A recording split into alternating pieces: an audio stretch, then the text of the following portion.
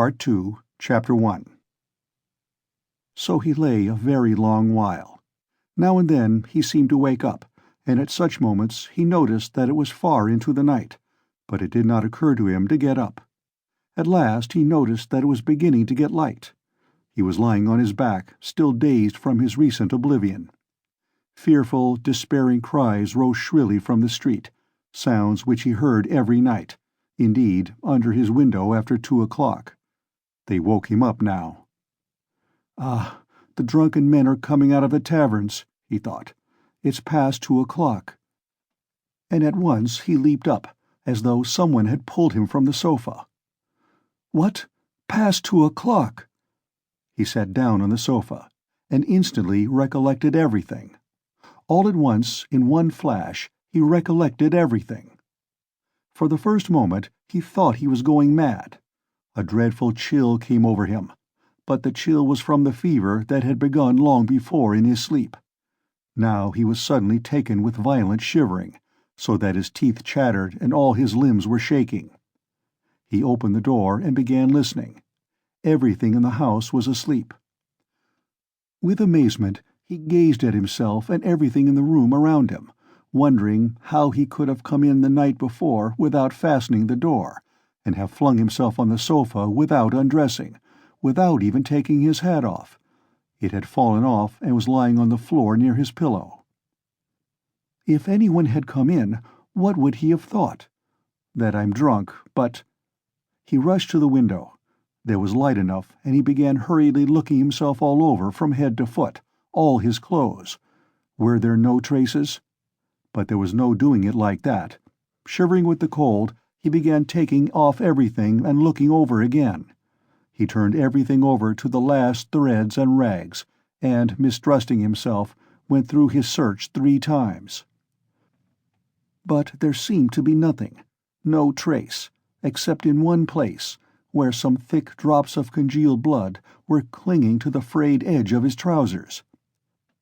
He picked up a big clasp knife and cut off the frayed threads. There seemed to be nothing more. Suddenly he remembered that the purse and the things he had taken out of the old woman's box were still in his pockets. He had not thought till then of taking them out and hiding them. He had not even thought of them while he was examining his clothes. What next? Instantly he rushed to take them out and fling them on the table. When he had pulled out everything, and turned the pocket inside out to be sure there was nothing left, he carried the whole heap to the corner. The paper had come off the bottom of the wall and hung there in tatters. He began stuffing all the things into the hole under the paper. "They're in, all out of sight, and the purse too," he thought gleefully, getting up and gazing blankly at the hole which bulged out more than ever. Suddenly he shuddered all over with horror. "My God," he whispered in despair, "what's the matter with me? Is that hidden? Is that the way to hide things?" He had not reckoned on having trinkets to hide. He had only thought of money, and so had not prepared a hiding place. "But now what am I glad of?" he thought. "Is that hiding things? My reason's deserting me, simply." He sat down on the sofa in exhaustion, and was at once shaken by another unbearable fit of shivering. Mechanically he drew from a chair beside him his old student's winter coat, which was still warm though almost in rags, covered himself up with it, and once more sank into drowsiness and delirium. He lost consciousness. Not more than 5 minutes had passed when he jumped up a second time, and at once pounced in a frenzy on his clothes again. How could I go to sleep again with nothing done? Yes, I have not taken the loop off the armhole. I forgot a thing like that. Such a piece of evidence. He pulled off the noose, hurriedly cut it to pieces, and threw the bits among his linen under the pillow. Pieces of torn linen couldn't rouse suspicion, whatever happened.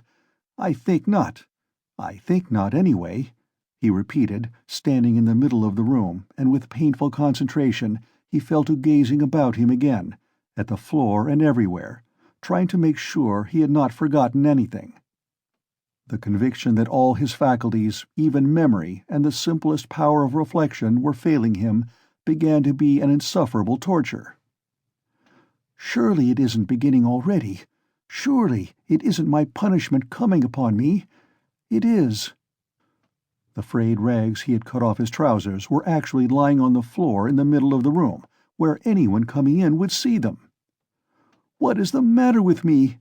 he cried again, like one distraught. Then a strange idea entered his head. That perhaps all his clothes were covered with blood, that perhaps there were a great many stains, but that he did not see them, did not notice them because his perceptions were failing, were going to pieces. His reason was clouded. Suddenly he remembered that there had been blood on the purse too. "Ah, then there must be blood on the pocket too, for I put the wet purse in my pocket." In a flash he had turned the pocket inside out, and yes, there were traces, stains on the lining of the pocket. "So my reason has not quite deserted me, so I still have some sense and memory, since I guessed it of myself," he thought triumphantly, with a deep sigh of relief. "It's simply the weakness of fever, a moment's delirium." And he tore the whole lining out of the left pocket of his trousers.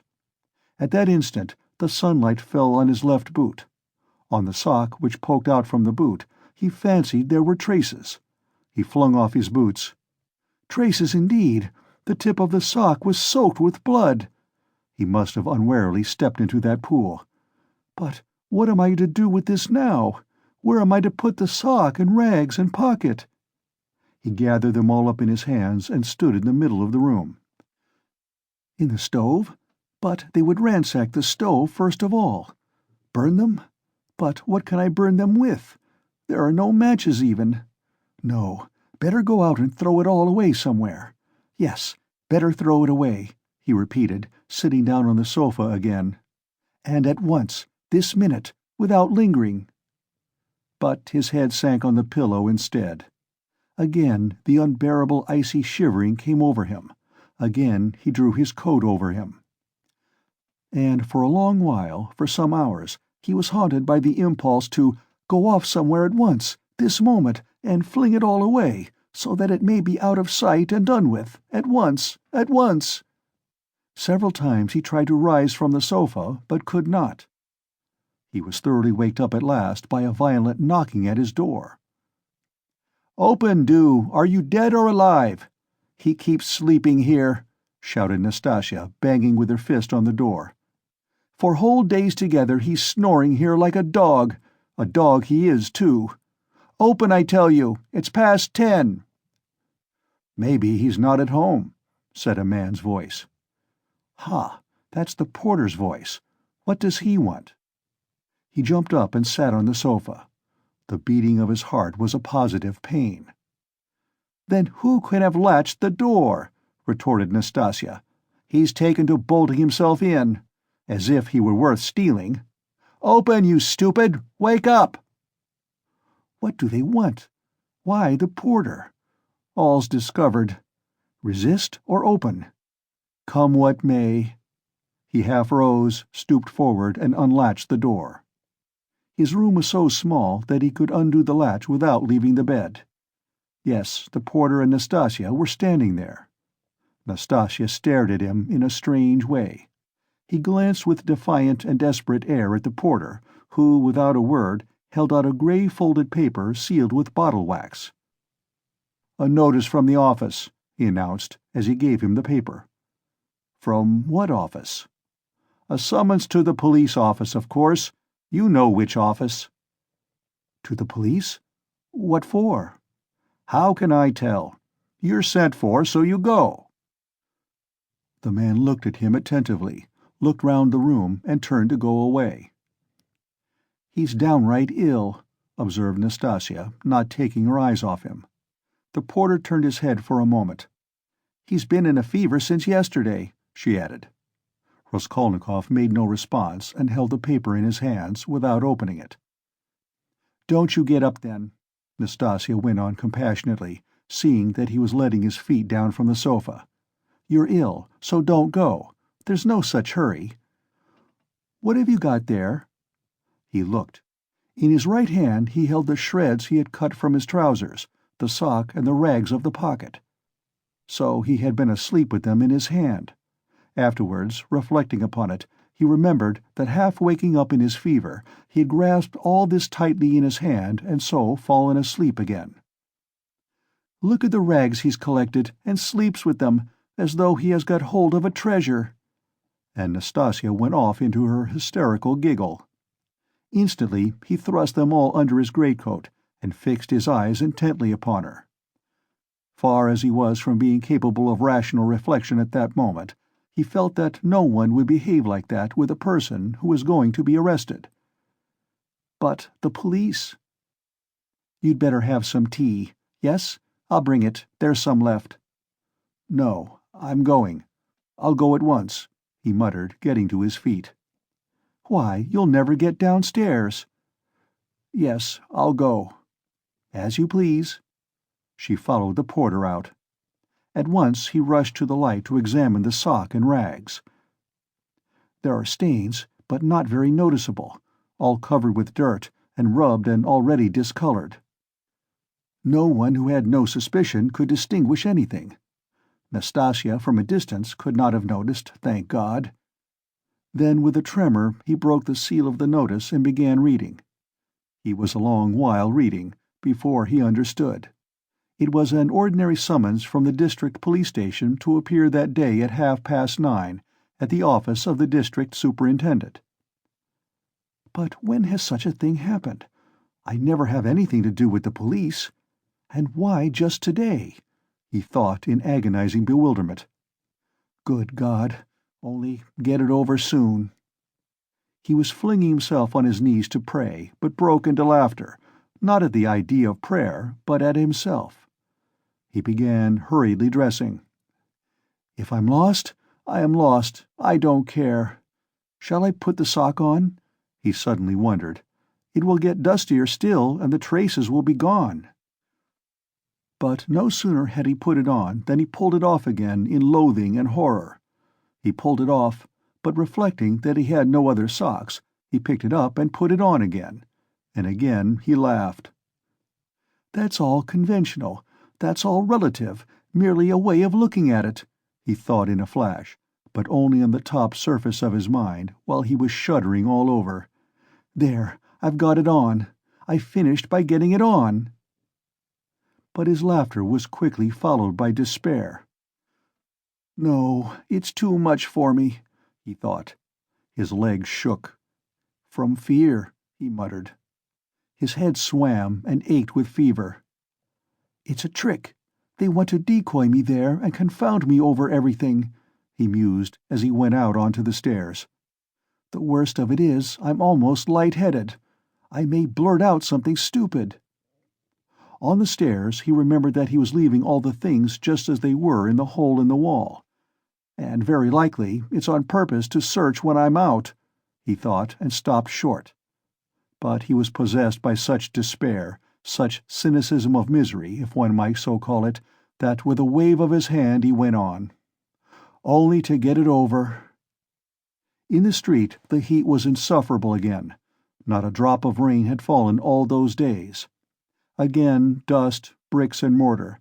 Again the stench from the shops and pothouses. Again the drunken men, the Finnish peddlers and half-broken-down cabs.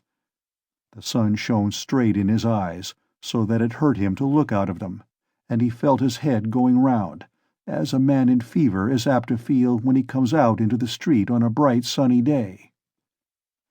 When he reached the turning into the street, in an agony of trepidation he looked down it, at the house, and at once averted his eyes. "If they question me, perhaps I'll simply tell," he thought, as he drew near the police station. The police station was about a quarter of a mile off. It had lately been moved to new rooms on the 4th floor of a new house. He had been once for a moment in the old office, but long ago. Turning in at the gateway, he saw on the right a flight of stairs which a peasant was mounting with a book in his hand. A house porter, no doubt. So then the office is here. And he began ascending the stairs on the chance. He did not want to ask questions of anyone. "I'll go in, fall on my knees, and confess everything," he thought as he reached the 4th floor. The staircase was steep, narrow, and all sloppy with dirty water. The kitchens of the flats opened onto the stairs and stood open almost the whole day. So there was a fearful smell and heat. The staircase was crowded with porters going up and down with their books under their arms, policemen and persons of all sorts and both sexes. The door of the office, too, stood wide open. Peasants stood waiting within. There, too, the heat was stifling, and there was a sickening smell of fresh paint and stale oil from the newly decorated rooms. After a little while he decided to move forward into the next room. All the rooms were small and low-pitched. A fearful impatience drew him on and on. No one paid attention to him. In the second room some clerks sat writing, dressed hardly better than he was, and rather a queer-looking set. He went up to one of them. "What is it?" He showed the notice he had received. "You are a student?" the man asked, glancing at the notice. "Yes, formerly a student." The clerk looked at him, but without the slightest interest. He was a particularly unkempt person, with the look of a fixed idea in his eye. There would be no getting anything out of him, because he has no interest in anything, thought Raskolnikov. "Go in there to the head clerk," said the clerk, pointing towards the furthest room. He went into that room, the 4th in order. It was a small room and packed full of people, rather better dressed than in the outer rooms. Among them were 2 ladies. One, poorly dressed in mourning, sat at the table opposite the chief clerk, writing something at his dictation. The other, a very stout, buxom woman with a purplish-red, blotchy face, excessively smartly dressed with a brooch on her bosom as big as a saucer, was standing on one side, apparently waiting for something. Raskolnikov thrust his notice upon the head clerk. The latter glanced at it, said, "Wait a minute," and went on attending to the lady in mourning. He breathed more freely. It can't be that. By degrees he began to regain confidence.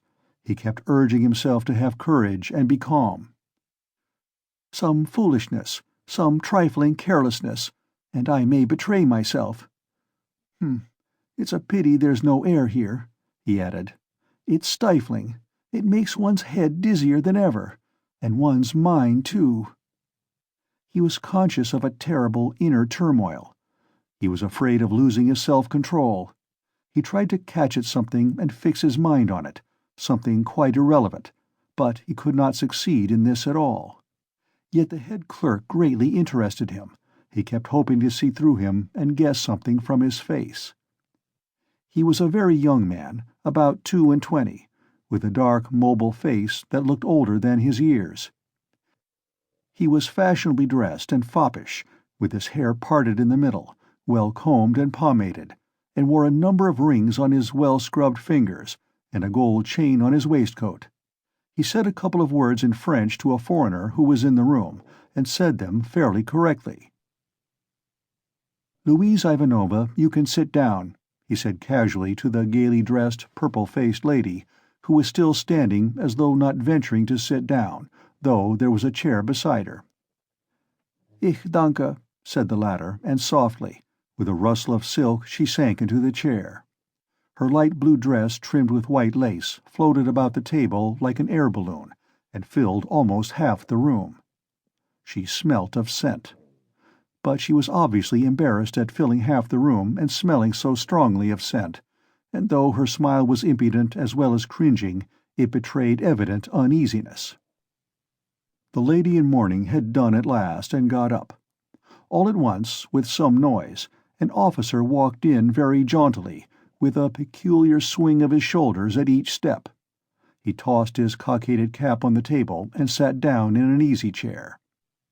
The small lady positively skipped from her seat on seeing him, and fell to curtsying in a sort of ecstasy. But the officer took not the smallest notice of her, and she did not venture to sit down again in his presence. He was the assistant superintendent.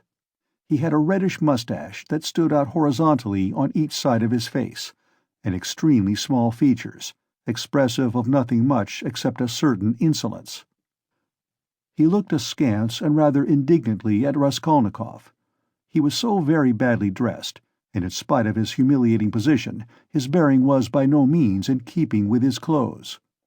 Raskolnikov had unwarily fixed a very long and direct look on him, so that he felt positively affronted. "What do you want?" he shouted, apparently astonished that such a ragged fellow was not annihilated by the majesty of his glance. "I was summoned by a notice," Raskolnikov faltered. "For the recovery of money due from the student," the head clerk interfered hurriedly, tearing himself from his papers. "Here," and he flung Raskolnikov a document and pointed out the place. "Read that." "Money? What money?" thought Raskolnikov. "But, then, it's certainly not that." And he trembled with joy. He felt sudden, intense, indescribable relief. A load was lifted from his back. "And pray, what time were you directed to appear, sir?" shouted the assistant superintendent, seeming for some unknown reason more and more aggrieved. "You are told to come at 9, and now it's 12." "The notice was only brought me a quarter of an hour ago," Raskolnikov answered loudly over his shoulder. To his own surprise, he too grew suddenly angry and found a certain pleasure in it. "And it's enough that I have to come here ill with a fever." "Kindly refrain from shouting." "I'm not shouting. I'm speaking very quietly. It's you who are shouting at me. I'm a student, and I allow no one to shout at me." The assistant superintendent was so furious that for the first minute he could only splutter inarticulately. He leaped up from his seat. "Be silent! You are in a government office. Don't be impudent, sir." "You're in a government office, too," cried Raskolnikov. "And you're smoking a cigarette as well as shouting, so you are showing disrespect to all of us."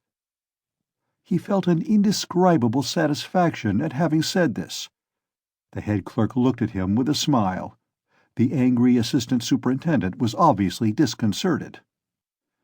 "That's not your business," he shouted at last, with unnatural loudness. "Kindly make the declaration demanded of you. Show him, Alexander Grigorovitch. There is a complaint against you. You don't pay your debts. You're a fine bird." But Raskolnikov was not listening now. He had eagerly clutched at the paper in haste to find an explanation. He read it once and a second time, and still did not understand. "What is this?" he asked the head clerk. "It is for the recovery of money on an IOU, a writ. You must either pay it, with all expenses, costs, and so on, or give a written declaration when you can pay it, and at the same time an undertaking not to leave the capital without payment, and nor to sell or conceal your property. The creditor is at liberty to sell your property and proceed against you according to the law." "But I am not in debt to anyone." "That's not our business. Here, an IOU for 115 roubles, legally attested and due for payment, has been brought us for recovery, given by you to the widow of the assessor Tsarnitsyn 9 months ago, and paid over by the widow Tsarnitsyn to one Mr. Chebarov. We therefore summon you hereupon." "But she is my landlady." "And what if she is your landlady?" The head clerk looked at him with a condescending smile of compassion, and at the same time with a certain triumph, as at a novice under fire for the first time, as though he would say, "Well, how do you feel now?" But what did he care now for an IOU, for a writ of recovery? Was that worth worrying about now? Was it worth attention even? He stood, he read, he listened, he answered, he even asked questions himself, but all mechanically. The triumphant sense of security, of deliverance from overwhelming danger, that was what filled his whole soul that moment, without thought for the future, without analysis, without suppositions or surmises, without doubts and without questioning. It was an instant of full, direct, purely instinctive joy. But at that very moment something like a thunderstorm took place in the office. The assistant superintendent, still shaken by Raskolnikov's disrespect, still fuming and obviously anxious to keep up his wounded dignity, pounced on the unfortunate smart lady, who had been gazing at him ever since he came in with an exceedingly silly smile. "You shameful hussy!" he shouted suddenly at the top of his voice. The lady in mourning had left the office. "What was going on at your house last night, eh? A disgrace again. You're a scandal to the whole street. Fighting and drinking again. Do you want the house of correction? Why, I have warned you 10 times over that I would not let you off the 11th. And here you are again. Again, you... The paper fell out of Raskolnikov's hands, and he looked wildly at the smart lady who was so unceremoniously treated. But he soon saw what it meant, and at once began to find positive amusement in the scandal. He listened with pleasure, so that he longed to laugh and laugh. All his nerves were on edge. "Ilya Petrovitch," the head clerk was beginning anxiously, but stopped short, for he knew from experience that the enraged assistant could not be stopped except by force. As for the smart lady, at first she positively trembled before the storm. But, strange to say, the more numerous and violent the terms of abuse became, the more amiable she looked, and the more seductive the smile she lavished on the terrible assistant. She moved uneasily and curtsied incessantly, waiting impatiently for a chance of putting in her word, and at last she found it. "There was no sort of noise or fighting in my house, Mr. Captain," she pattered all at once, like peas dropping, speaking Russian confidently, though with a strong German accent. "And no sort of scandal, and His Honor came drunk, and it's the whole truth I am telling, Mr. Captain, and I am not to blame. Mine is an honorable house, Mr. Captain, and honorable behavior, Mr. Captain, and I always dislike any scandal myself.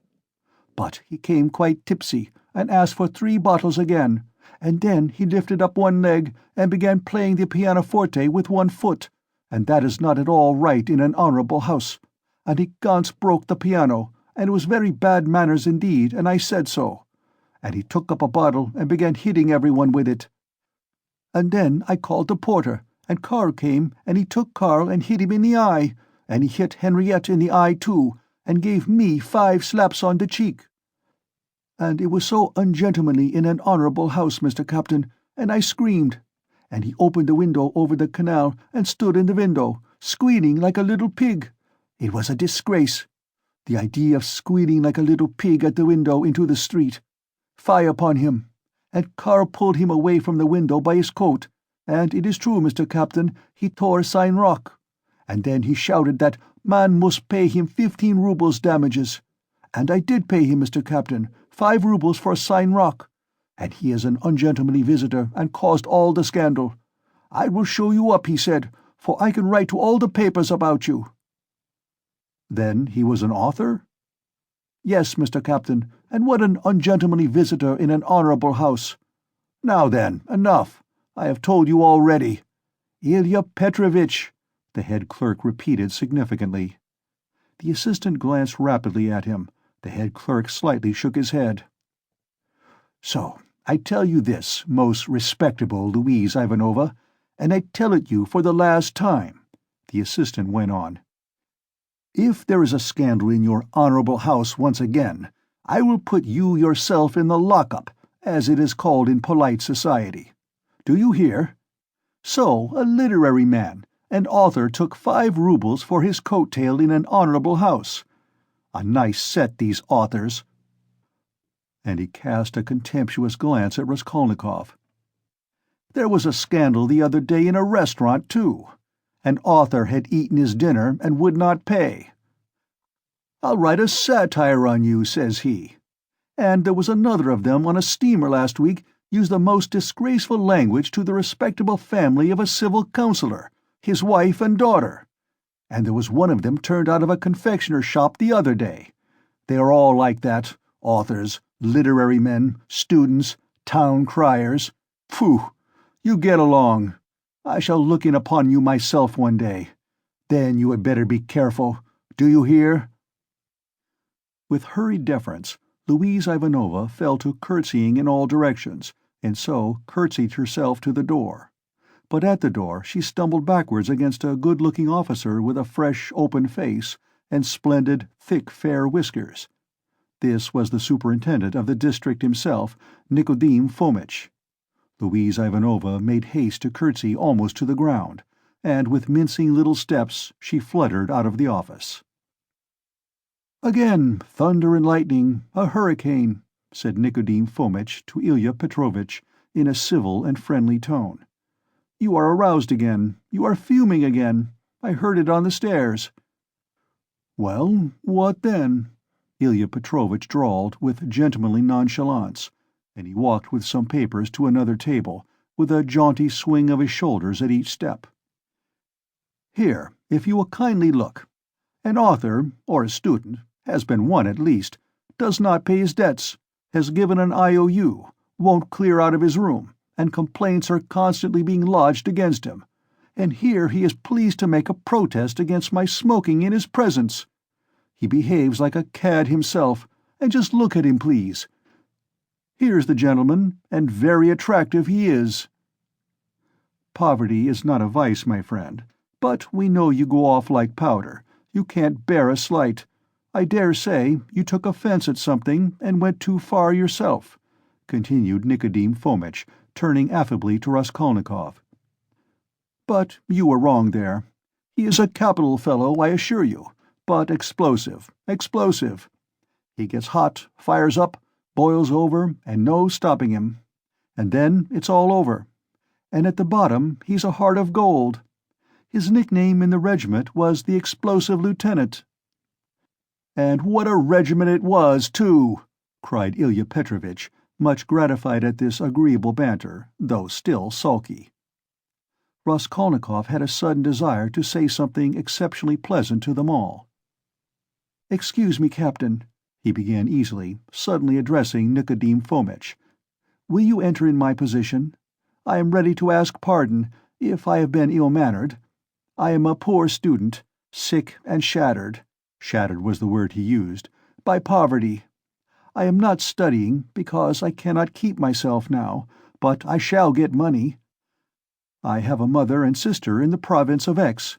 They will send it to me, and I will pay.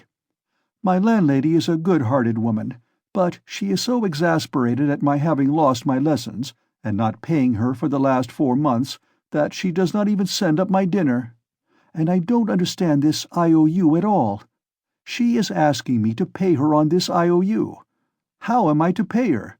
Judge for yourselves." "But that is not our business, you know," the head clerk was observing. "Yes, yes, I perfectly agree with you. But allow me to explain." Raskolnikov put in again, still addressing Nikodim Fomitch, but trying his best to address Ilya Petrovitch also, though the latter persistently appeared to be rummaging among his papers and to be contemptuously oblivious of him. "Allow me to explain that I have been living with her for nearly 3 years, and at first, for why should I not confess it? At the very beginning I promised to marry her daughter. It was a verbal promise, freely given. She was a girl. Indeed, I liked her, though I was not in love with her. A youthful affair, in fact. That is, I mean to say that my landlady gave me credit freely in those days, and I led a life I was very heedless." "Nobody asks you for these personal details, sir. We've no time to waste," Ilya Petrovitch interposed roughly and with a note of triumph. But Raskolnikov stopped him hotly, though he suddenly found it exceedingly difficult to speak. "But excuse me, it is for me to explain." Part 2, Chapter 2. "And what if there has been a search already? What if I find them in my room?" But here was his room. Nothing and no one in it. No one had peeped in. Even Nastasia had not touched it. But heavens, how could he have left all those things in the hole?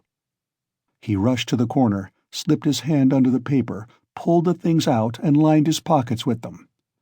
There were 8 articles in all. 2 little boxes with earrings or something of the sort. He hardly looked to see. Then 4 small leather cases. There was a chain, too, merely wrapped in newspaper, and something else in newspaper that looked like a decoration. He put them all in the different pockets of his overcoat, and the remaining pocket of his trousers, trying to conceal them as much as possible. He took the purse, too. Then he went out of his room, leaving the door open. He walked quickly and resolutely, and though he felt shattered, he had his senses about him. He was afraid of pursuit. He was afraid that in another half-hour, another quarter of an hour perhaps, instructions would be issued for his pursuit, and so at all costs he must hide all traces before then. He must clear everything up while he still had some strength, some reasoning power left him. Where was he to go? That had long been settled. Fling them into the canal, and all traces hidden in the water, the thing would be at an end. So he had decided in the night of his delirium, when several times he had had the impulse to get up and go away, to make haste and get rid of it all. But to get rid of it turned out to be a very difficult task. He wandered along the bank of the Ekaterininsky Canal for half an hour or more, and looked several times at the steps running down to the water, but he could not think of carrying out his plan. Either rafts stood at the step's edge, and women were washing clothes on them, or boats were moored there, and people were swarming everywhere. Moreover, he could be seen and noticed from the banks on all sides. It would look suspicious for a man to go down on purpose, stop, and throw something into the water. And what if the boxes were to float instead of sinking? And of course they would. Even as it was, everyone he met seemed to stare and look round, as if they had nothing to do but to watch him. "Why is it, or can it be my fancy?" he thought. At last the thought struck him that it might be better to go to the Neva. There were not so many people there, he would be less observed, and it would be more convenient in every way. Above all, it was further off. He wondered how he could have been wandering for a good half-hour, worried and anxious in this dangerous past, without thinking of it before. And that half-hour he had lost over an irrational plan, simply because he had thought of it in delirium. He had become extremely absent and forgetful, and he was aware of it. He certainly must make haste. He walked towards the Neva along V Prospect, but on the way another idea struck him. Why to the Neva? Would it not be better to go somewhere far off, to the islands again, and there hide the things in some solitary place, in a wood or under a bush, and mark the spot perhaps? And, though he felt incapable of clear judgment, the idea seemed to him a sound one. But he was not destined to go there, for coming out of V Prospect towards the square, he saw on the left a passage leading between two blank walls to a courtyard. On the right hand, the blank, unwhitewashed wall of a 4-storied house stretched far into the court. On the left, a wooden hoarding ran parallel with it for 20 paces into the court, and then turned sharply to the left. Here was a deserted, fenced-off place where rubbish of different sorts was lying. At the end of the court, the corner of a low, smutty stone shed, apparently part of some workshop, peeped from behind the hoarding. It was probably a carriage-builder's or carpenter's shed. The whole place from the entrance was black with coal dust. Here would be the place to throw it, he thought. Not seeing anyone in the yard, he slipped in, and at once saw near the gate a sink, such as is often put in yards where there are many workmen or cab-drivers, and on the hoarding above had been scribbled in chalk the time-honored witticism, "Standing here strictly forbidden." This was all the better, for there would be nothing suspicious about his going in. Here I could throw it all in a heap and get away. Looking round once more, with his hand already in his pocket, he noticed against the outer wall, between the entrance and the sink, a big unhewn stone, weighing perhaps 60 pounds. The other side of the wall was a street. He could hear passers-by, always numerous in that part, but he could not be seen from the entrance, unless someone came in from the street, which might well happen indeed, so there was need of haste. He bent down over the stone, seized the top of it firmly in both hands, and using all his strength turned it over. Under the stone was a small hollow in the ground, and he immediately emptied his pocket into it. The purse lay at the top, and yet the hollow was not filled up. Then he seized the stone again and with one twist turned it back, so that it was in the same position again, though it stood a very little higher. But he scraped the earth about it and pressed it at the edges with his foot. Nothing could be noticed. Then he went out and turned into the square. Again an intense, almost unbearable joy overwhelmed him for an instant, as it had in the police office. I have buried my tracks. And who can think of looking under that stone? It has been lying there most likely ever since the house was built, and will lie as many years more. And if it were found, who would think of me? It is all over. No clue.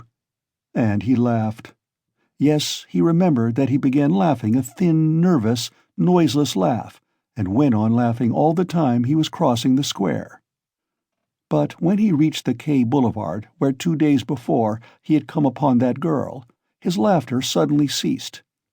Other ideas crept into his mind. He felt all at once that it would be loathsome to pass that seat on which, after the girl was gone, he had sat and pondered, and that it would be hateful, too, to meet that whiskered policeman to whom he had given the 20 kopecks. Damn him!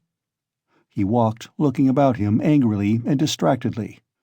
All his ideas now seemed to be circling round some single point, and he felt that there really was such a point, and that now he was left facing that point, and for the first time indeed during the last 2 months. Damn it all! He thought suddenly, in a fit of ungovernable fury. If it has begun, then it has begun. Hang the new life! Good Lord, how stupid it is! And what lies I told today! How despicably I fawned upon that wretched Ilya Petrovitch! But that is all folly. What do I care for them all, and my fawning upon them? It is not that at all. It is not that at all. Suddenly he stopped. A new, utterly unexpected and exceedingly simple question perplexed and bitterly confounded him. If it all has really been done deliberately and not idiotically, if I really had a certain and definite object, how is it I did not even glance into the purse and don't know what I had there, for which I have undergone these agonies, and have deliberately undertaken this base, filthy, degrading business? And here I wanted at once to throw into the water the purse together with all the things which I had not seen either. How's that? Yes, that was so. That was all so.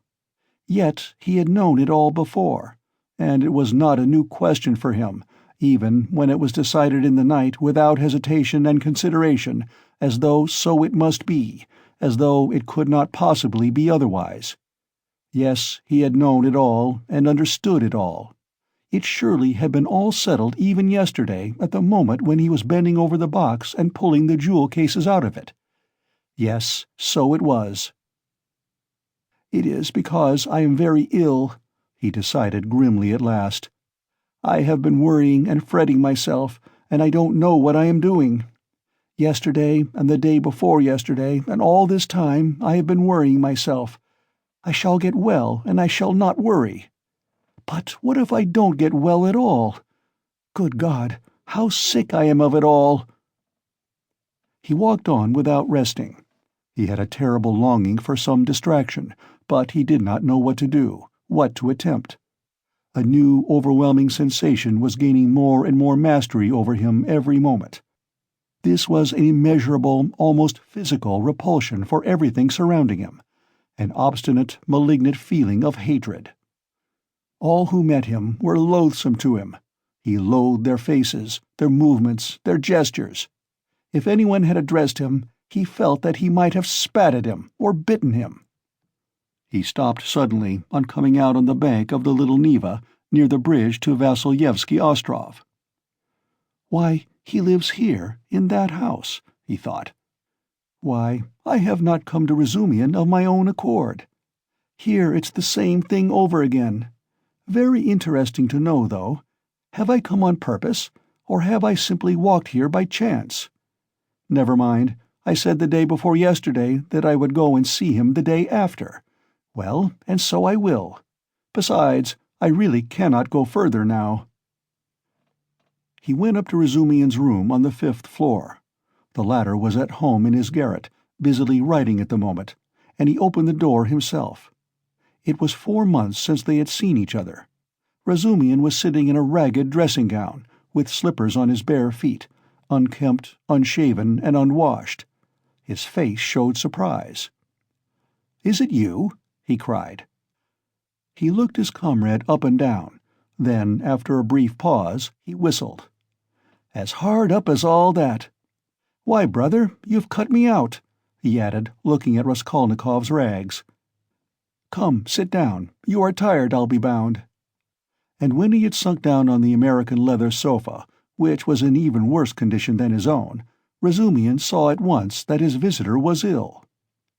"Why, you are seriously ill, do you know that?" He began feeling his pulse.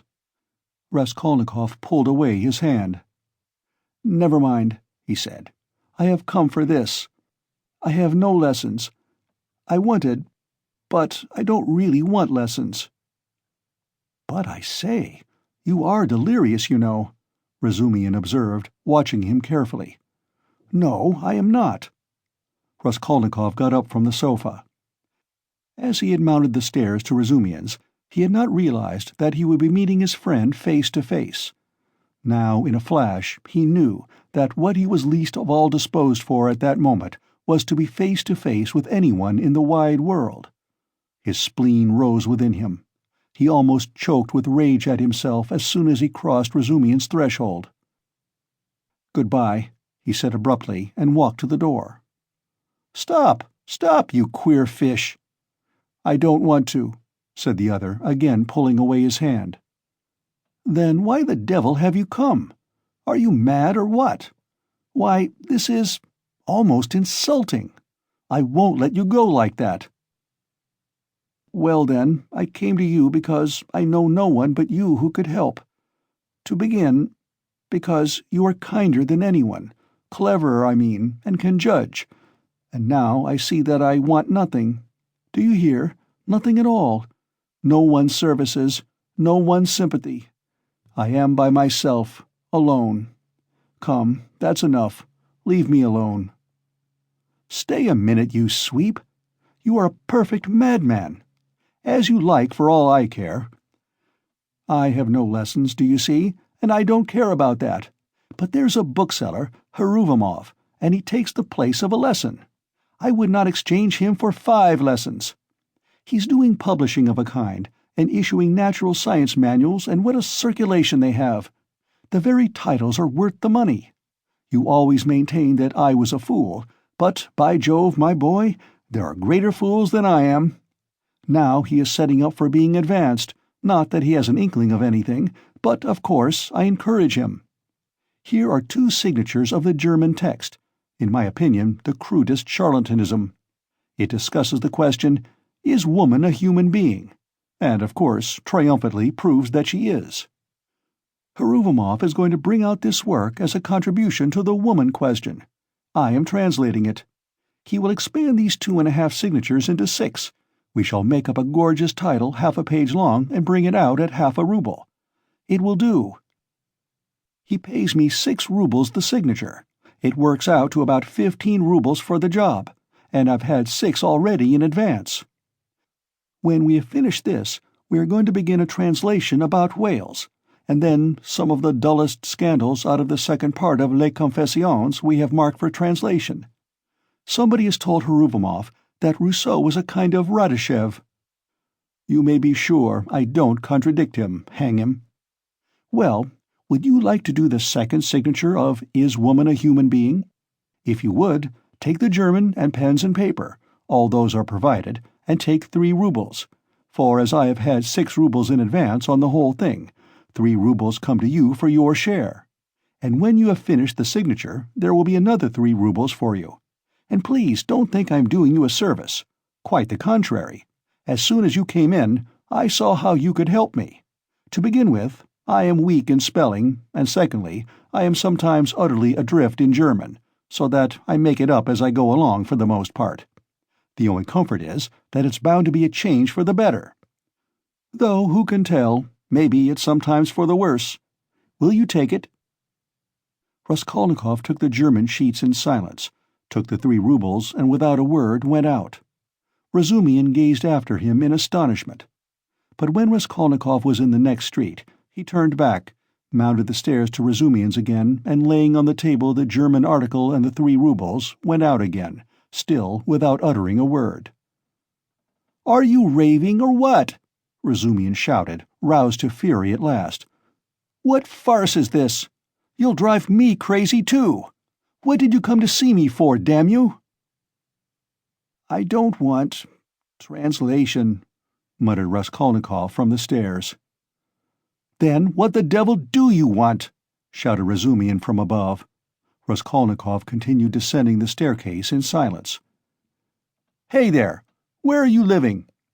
No answer. "Well, confound you then!" But Raskolnikov was already stepping into the street. On the Nikolaevsky Bridge, he was roused to full consciousness again by an unpleasant incident. A coachman, after shouting at him 2 or 3 times, gave him a violent lash on the back with his whip for having almost fallen under the horse's hoofs. The lash so infuriated him that he dashed away to the railing. For some unknown reason, he had been walking in the very middle of the bridge in the traffic. He angrily clenched and ground his teeth. He heard laughter, of course. "Serves him right. A pickpocket, I dare say. Pretending to be drunk for sure, and getting under the wheels on purpose. And you have to answer for him. It's a regular profession, that's what it is." But while he stood at the railing, still looking angry and bewildered after the retreating carriage, and rubbing his back, he suddenly felt someone thrust money into his hand. He looked. It was an elderly woman in a kerchief and goatskin shoes, with a girl, probably her daughter, wearing a hat and carrying a green parasol. "Take it, my good man, in Christ's name." He took it, and they passed on. It was a piece of 20 kopecks. From his dress and appearance, they might well have taken him for a beggar asking alms in the streets, and the gift of 20 kopecks he doubtless owed to the blow, which made them feel sorry for him. He closed his hand on the 20 kopecks, walked on for 10 paces, and turned, facing the Neva, looking towards the palace. The sky was without a cloud, and the water was almost bright blue, which is so rare in the Neva. The cupola of the cathedral, which is seen at its best from the bridge about 20 paces from the chapel, glittered in the sunlight, and in the pure air every ornament on it could be clearly distinguished. The pain from the lash went off, and Raskolnikov forgot about it. One uneasy and not quite definite idea occupied him now completely. He stood still, and gazed long and intently into the distance. This spot was especially familiar to him. When he was attending the university, he had hundreds of times, generally on his way home, stood still on this spot, gazed at this truly magnificent spectacle, and almost always marveled at a vague and mysterious emotion it roused in him. It left him strangely cold. This gorgeous picture was for him blank and lifeless. He wondered every time at his somber and enigmatic impression, and, mistrusting himself, put off finding the explanation of it. He vividly recalled those old doubts and perplexities, and it seemed to him that it was no mere chance that he recalled them now. It struck him as strange and grotesque that he should have stopped at the same spot as before, as though he actually imagined he could think the same thoughts, be interested in the same theories and pictures that had interested him so short a time ago. He felt it almost amusing, and yet it wrung his heart. Deep down, hidden far away out of sight, all that seemed to him now, all his old past, his old thoughts, his old problems and theories, his old impressions, and that picture and himself and all, he felt as though he were flying upwards, and everything were vanishing from his sight. Making an unconscious movement with his hand, he suddenly became aware of the piece of money in his fist. He opened his hand, stared at the coin, and with a sweep of his arm flung it into the water. Then he turned and went home. It seemed to him he had cut himself off from everyone and from everything at that moment. Evening was coming on when he reached home, so that he must have been walking about 6 hours. How and where he came back he did not remember. Undressing and quivering like an overdriven horse, he lay down on the sofa, drew his greatcoat over him, and at once sank into oblivion. It was dusk when he was waked up by a fearful scream. Good God, what a scream! Such unnatural sounds, such howling, wailing, grinding, tears, blows, and curses he had never heard. He could never have imagined such brutality, such frenzy. In terror he sat up in bed, almost swooning with agony. But the fighting, wailing, and cursing grew louder and louder. And then, to his intense amazement, he caught the voice of his landlady. She was howling, shrieking, and wailing, rapidly, hurriedly, incoherently, so that he could not make out what she was talking about. She was beseeching, no doubt, not to be beaten, for she was being mercilessly beaten on the stairs. The voice of her assailant was so horrible, from spite and rage, that it was almost a croak. But he too was saying something, and just as quickly and indistinctly, hurrying and spluttering. All at once Raskolnikov trembled. He recognized the voice. It was the voice of Ilya Petrovitch. Ilya Petrovitch here and beating the landlady. He is kicking her, banging her head against the steps. That's clear, that can be told from the sounds, from the cries and the thuds. How is it? Is the world topsy-turvy? He could hear people running in crowds from all the stories and all the staircases. He heard voices, exclamations, knocking, doors banging. But why? Why, and how could it be? He repeated, thinking seriously that he had gone mad. But no, he heard too distinctly. And they would come to him then next. For, no doubt, it's all about that, about yesterday. Good God! He would have fastened his door with the latch, but he could not lift his hand. Besides, it would be useless. Terror gripped his heart like ice, tortured him and numbed him. But at last, all this uproar, after continuing about 10 minutes, began gradually to subside. The landlady was moaning and groaning. Ilya Petrovitch was still uttering threats and curses. But at last he too seemed to be silent, and now he could not be heard. Can he have gone away? Good Lord! Yes, and now the landlady was going too, still weeping and moaning, and then her door slammed. Now the crowd was going from the stairs to their rooms, exclaiming, disputing, calling to one another, raising their voices to a shout, dropping them to a whisper. There must have been numbers of them, almost all the inmates of the block. But, good God, how could it be? And why had he come here? Raskolnikov sank worn out on the sofa, but could not close his eyes. He lay for half an hour in such anguish, such an intolerable sensation of infinite terror as he had never experienced before. Suddenly a bright light flashed into his room. Nastasya came in with a candle and a plate of soup. Looking at him carefully and ascertaining that he was not asleep, she set the candle on the table and began to lay out what she had brought: bread, salt, a plate, a spoon. "You've eaten nothing since yesterday, I warrant. You've been trudging about all day, and you're shaking with fever." "Nastasya, what were they beating the landlady for?" She looked intently at him. "Who beat the landlady?" "Just now, half an hour ago, Ilya Petrovitch, the assistant superintendent, on the stairs. Why was he ill-treating her like that, and why was he here?" Nastasya scrutinized him, silent and frowning, and her scrutiny lasted a long time.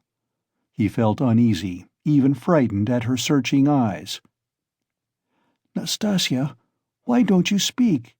he said timidly at last in a weak voice. "It's the blood," she answered at last, softly, as though speaking to herself. "Blood? What blood?" he muttered, growing white and turning towards the wall. Nastasya still looked at him without speaking. "Nobody has been beating the landlady," she declared at last in a firm, resolute voice. He gazed at her, hardly able to breathe. "I heard it myself. I was not asleep. I was sitting up," he said still more timidly. "I listened a long while. The assistant superintendent came. Everyone ran out onto the stairs from all the flats." "No one has been here. That's the blood crying in your ears. When there's no outlet for it and it gets clotted, you begin fancying things. Will you eat something?" He made no answer. Nastasia still stood over him, watching him. "Give me something to drink, Nastasia." She went downstairs and returned with a white earthenware jug of water. He remembered only swallowing one sip of the cold water and spilling some on his neck. Then followed forgetfulness. End of Part 2, Chapter 2. Part 2, Chapter 3. He was not completely unconscious, however, all the time he was ill. He was in a feverish state, sometimes delirious, sometimes half-conscious. He remembered a great deal afterwards. Sometimes it seemed as though there were a number of people round him. They wanted to take him away somewhere. There was a great deal of squabbling and discussing about him. Then he would be alone in the room. They had all gone away afraid of him, and only now and then opened the door a crack to look at him. They threatened him, plotted something together, laughed and mocked at him. He remembered Nastasia often at his bedside. He distinguished another person, too, whom he seemed to know very well, though he could not remember who he was, and this fretted him, even made him cry. Sometimes he fancied he had been lying there a month. At other times it all seemed part of the same day. But of that, he had no recollection, and yet every minute he felt that he had forgotten something he ought to remember. He worried and tormented himself trying to remember, moaned, flew into a rage, or sank into awful, intolerable terror. Then he struggled to get up, would have run away, but someone always prevented him by force, and he sank back into impotence and forgetfulness. At last he returned to complete consciousness. It happened at 10 o'clock in the morning. On fine days the sun shone into the room at that hour, throwing a streak of light on the right wall and the corner near the door. Nastasia was standing beside him with another person, a complete stranger, who was looking at him very inquisitively. He was a young man with a beard, wearing a full, short-waisted coat, and looked like a messenger. The landlady was peeping in at the half-open door. Raskolnikov sat up. "Who is this, Nastasia?" he asked, pointing to the young man. "I say, he's himself again," she said. "He is himself," echoed the man. Concluding that he had returned to his senses, the landlady closed the door and disappeared. She was always shy and dreaded conversations or discussions. She was a woman of 40, not at all bad-looking, fat and buxom, with black eyes and eyebrows, good-natured from fatness and laziness, and absurdly bashful. "Who are you?" he went on, addressing the man. But at that moment the door was flung open, and, stooping a little, as he was so tall, Razumihin came in. "What a cabin it is!" he cried. "I am always knocking my head. You call this a lodging? So, you are conscious, brother? I just heard the news from Pashenka." "He has just come to," said Nastasia. "Just come to," echoed the man again, with a smile. "And who are you?" Razumihin asked, suddenly addressing him. "My name is Vrazumihin, at your service. Not Razumihin, as I am always called, but Vrazumihin, a student and a gentleman. And he is my friend. And who are you?" "I am the messenger from our office, from the merchant Shepelev, and I've come on business." "Please sit down." Razumihin seated himself on the other side of the table. "It's a good thing you've come too, brother," he went on to Raskolnikov. "For the last 4 days you have scarcely eaten or drunk anything. We had to give you tea in spoonfuls. I brought Zosimov to see you twice. You remember Zosimov? He examined you carefully and said at once it was nothing serious. Something seemed to have gone to your head. Some nervous nonsense. The result of bad feeling. He says you have not had enough beer and radish, but it's nothing much. It will pass, and you will be all right. Zosimov is a first-rate fellow. He is making quite a name. "Come, I won't keep you," he said, addressing the man again. "Will you explain what you want? You must know, Rodya, that this is the second time they have sent from the office. But it was another man last time, and I talked to him. Who was it came before?" "That was the day before yesterday, I venture to say, if you please, sir. That was Alexei Semyonovitch. He is in our office, too." "He was more intelligent than you, don't you think so?" "Yes, indeed, sir. He is of more weight than I am." "Quite so. Go on." "At your mamma's request, through Afanasy Ivanovitch Varushin, of whom I presume you have heard more than once, a remittance is sent to you from our office," the man began, addressing Raskolnikov.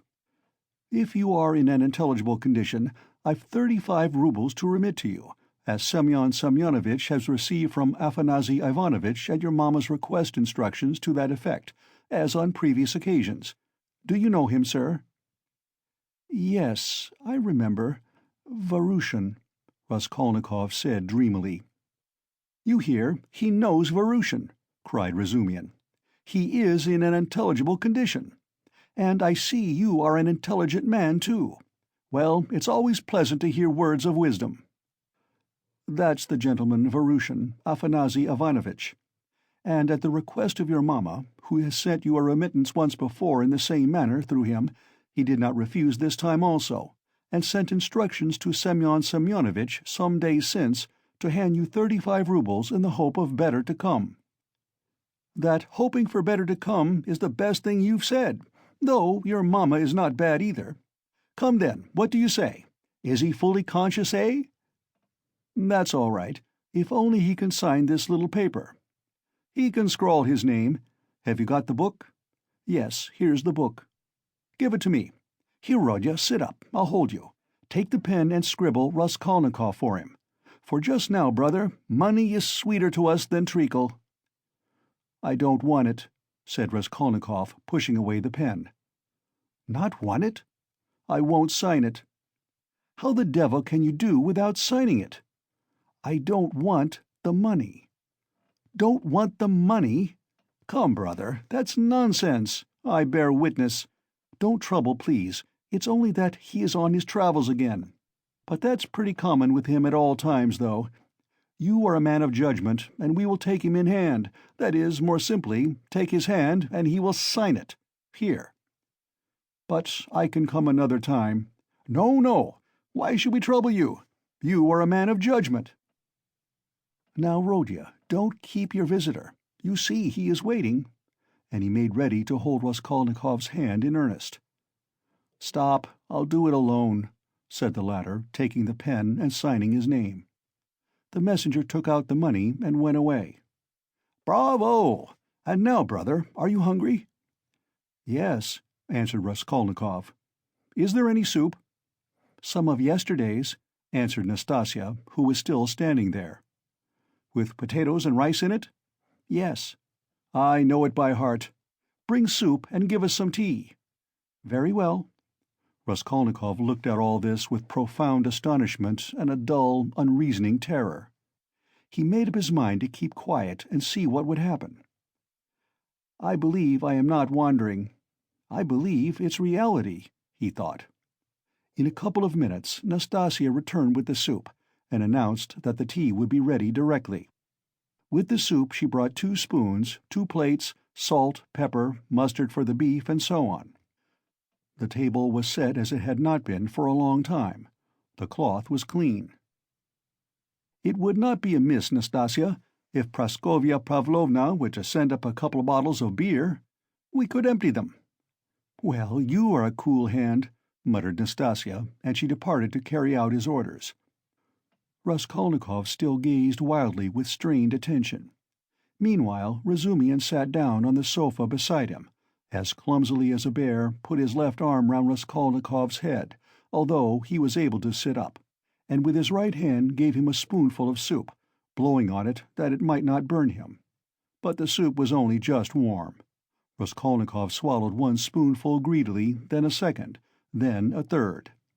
But after giving him a few more spoonfuls of soup, Razumian suddenly stopped and said that he must ask Zosimov whether he ought to have more. Nastasia came in with 2 bottles of beer. "And will you have tea?" "Yes." "Cut along, Nastasia, and bring some tea, for tea we may venture on without the faculty. But here is the beer."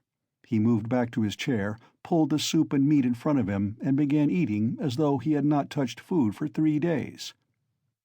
"I must tell you, Rodya, I dine like this here every day now," he mumbled with his mouth full of beef. "And it's all Pashenka, you dear little landlady, who sees to that. She loves to do anything for me. I don't ask for it, but of course I don't object.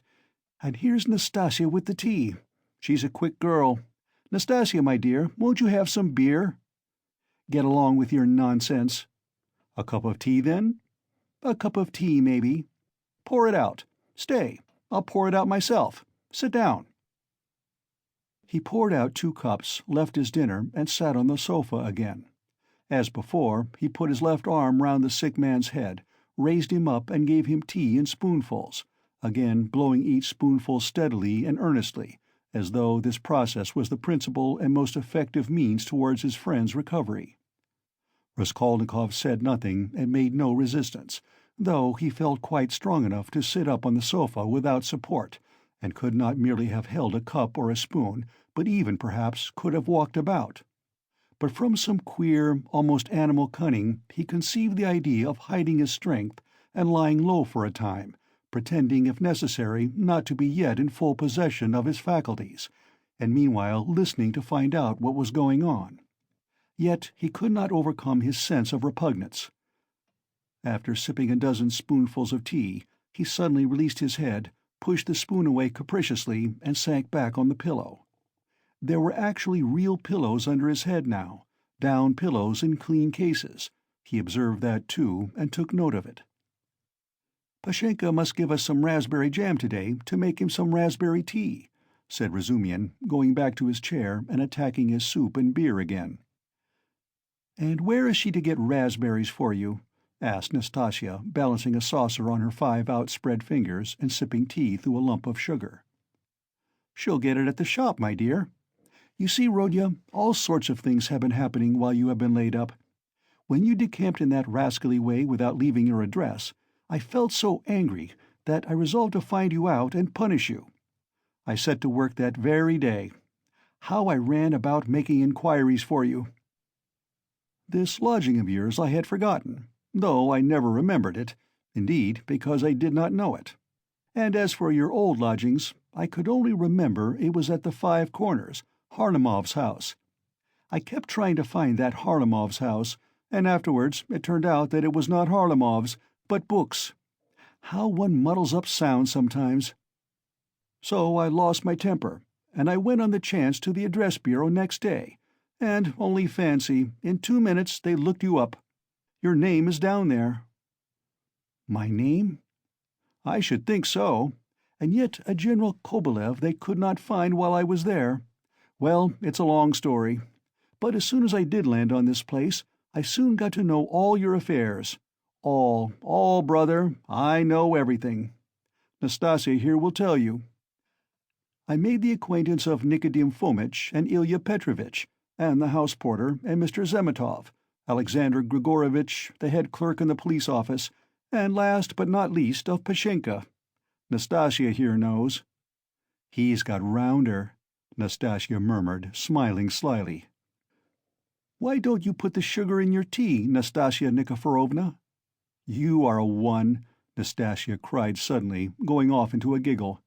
"I am not Nikiforovna, but Petrovna," she said suddenly, recovering from her mirth. "I'll make a note of it.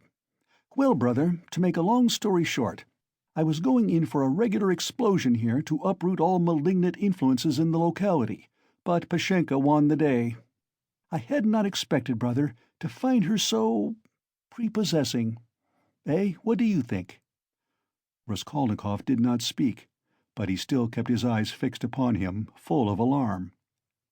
"And all that could be wished indeed in every respect," Razumihin went on, not at all embarrassed by his silence. "Ah, the sly dog!" Nastasia shrieked again. This conversation afforded her unspeakable delight. It's a pity, brother, that you did not set to work in the right way at first. You ought to have approached her differently. She is, so to speak, a most unaccountable character. But we will talk about her character later. How could you let things come to such a pass that she gave up sending you your dinner? And that IOU! You must have been mad to sign an IOU. And that promise of marriage when her daughter, Natalia Yegorovna, was alive? I know all about it. But I see that's a delicate matter, and I am an ass. Forgive me. But talking of foolishness, do you know Praskovya Pavlovna is not nearly so foolish as you would think at first sight? No, mumbled Raskolnikov, looking away, but feeling that it was better to keep up the conversation. She isn't, is she? Cried Razumian, delighted to get an answer out of him. But she is not very clever either, eh? She is essentially an unaccountable character. I am sometimes quite at a loss, I assure you. She must be 40. She says she is 36, and of course she has every right to say so. But I swear I judge her intellectually simply from the metaphysical point of view. There is a sort of symbolism sprung up between us, a sort of algebra or what-not. I don't understand it. Well, that's all nonsense. Only, seeing that you are not a student now and have lost your lessons and your clothes, and that through the young lady's death she has no need to treat you as a relation, she suddenly took fright, and as you hid in your den and dropped all your old relations with her, she planned to get rid of you. And she's been cherishing that design a long time, but she was sorry to lose the IOU, for you assured her yourself that your mother would pay. It was base of me to say that. My mother herself is almost a beggar. And I told a lie to keep my lodging and be fed, Raskolnikov said, loudly and distinctly. Yes, you did very sensibly. But the worst of it is that, at that point, Mr. Chebarov turns up, a businessman. Pashenka would never have thought of doing anything on her own account. She is too retiring. But the businessman is by no means retiring, and first thing he puts the question, is there any hope of realizing the IOU? Answer, there is, because he has a mother who would save her Rodya with her 125 rubles pension if she has to starve herself, and a sister, too, who would go into bondage for his sake. That's what he was building upon. Why do you start? I know all the ins and outs of your affairs now, my dear boy. It's not for nothing that you were so open with Pashenka when you were her prospective son-in-law, and I say all this as a friend. But I tell you what it is. An honest and sensitive man is open, and a businessman listens and goes on eating you up. Well, then she gave the IOU by way of payment to this Chebarov, and without hesitation he made a formal demand for payment. When I heard of all this, I wanted to blow him up too, to clear my conscience, but by that time harmony reigned between me and Pashenka, and I insisted on stopping the whole affair, engaging that you would pay. I went security for you, brother. Do you understand? We called Chebarov, flung him 10 rubles, and got the IOU back from him, and here I have the honor of presenting it to you. She trusts your word now. Here, take it. You see, I have torn it.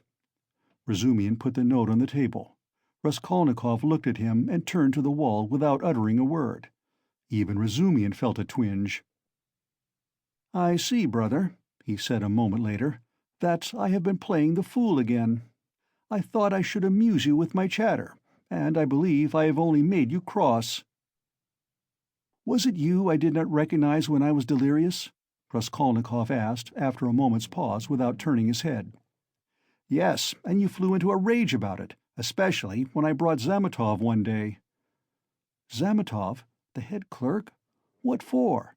Raskolnikov turned round quickly and fixed his eyes on Razumian. What's the matter with you?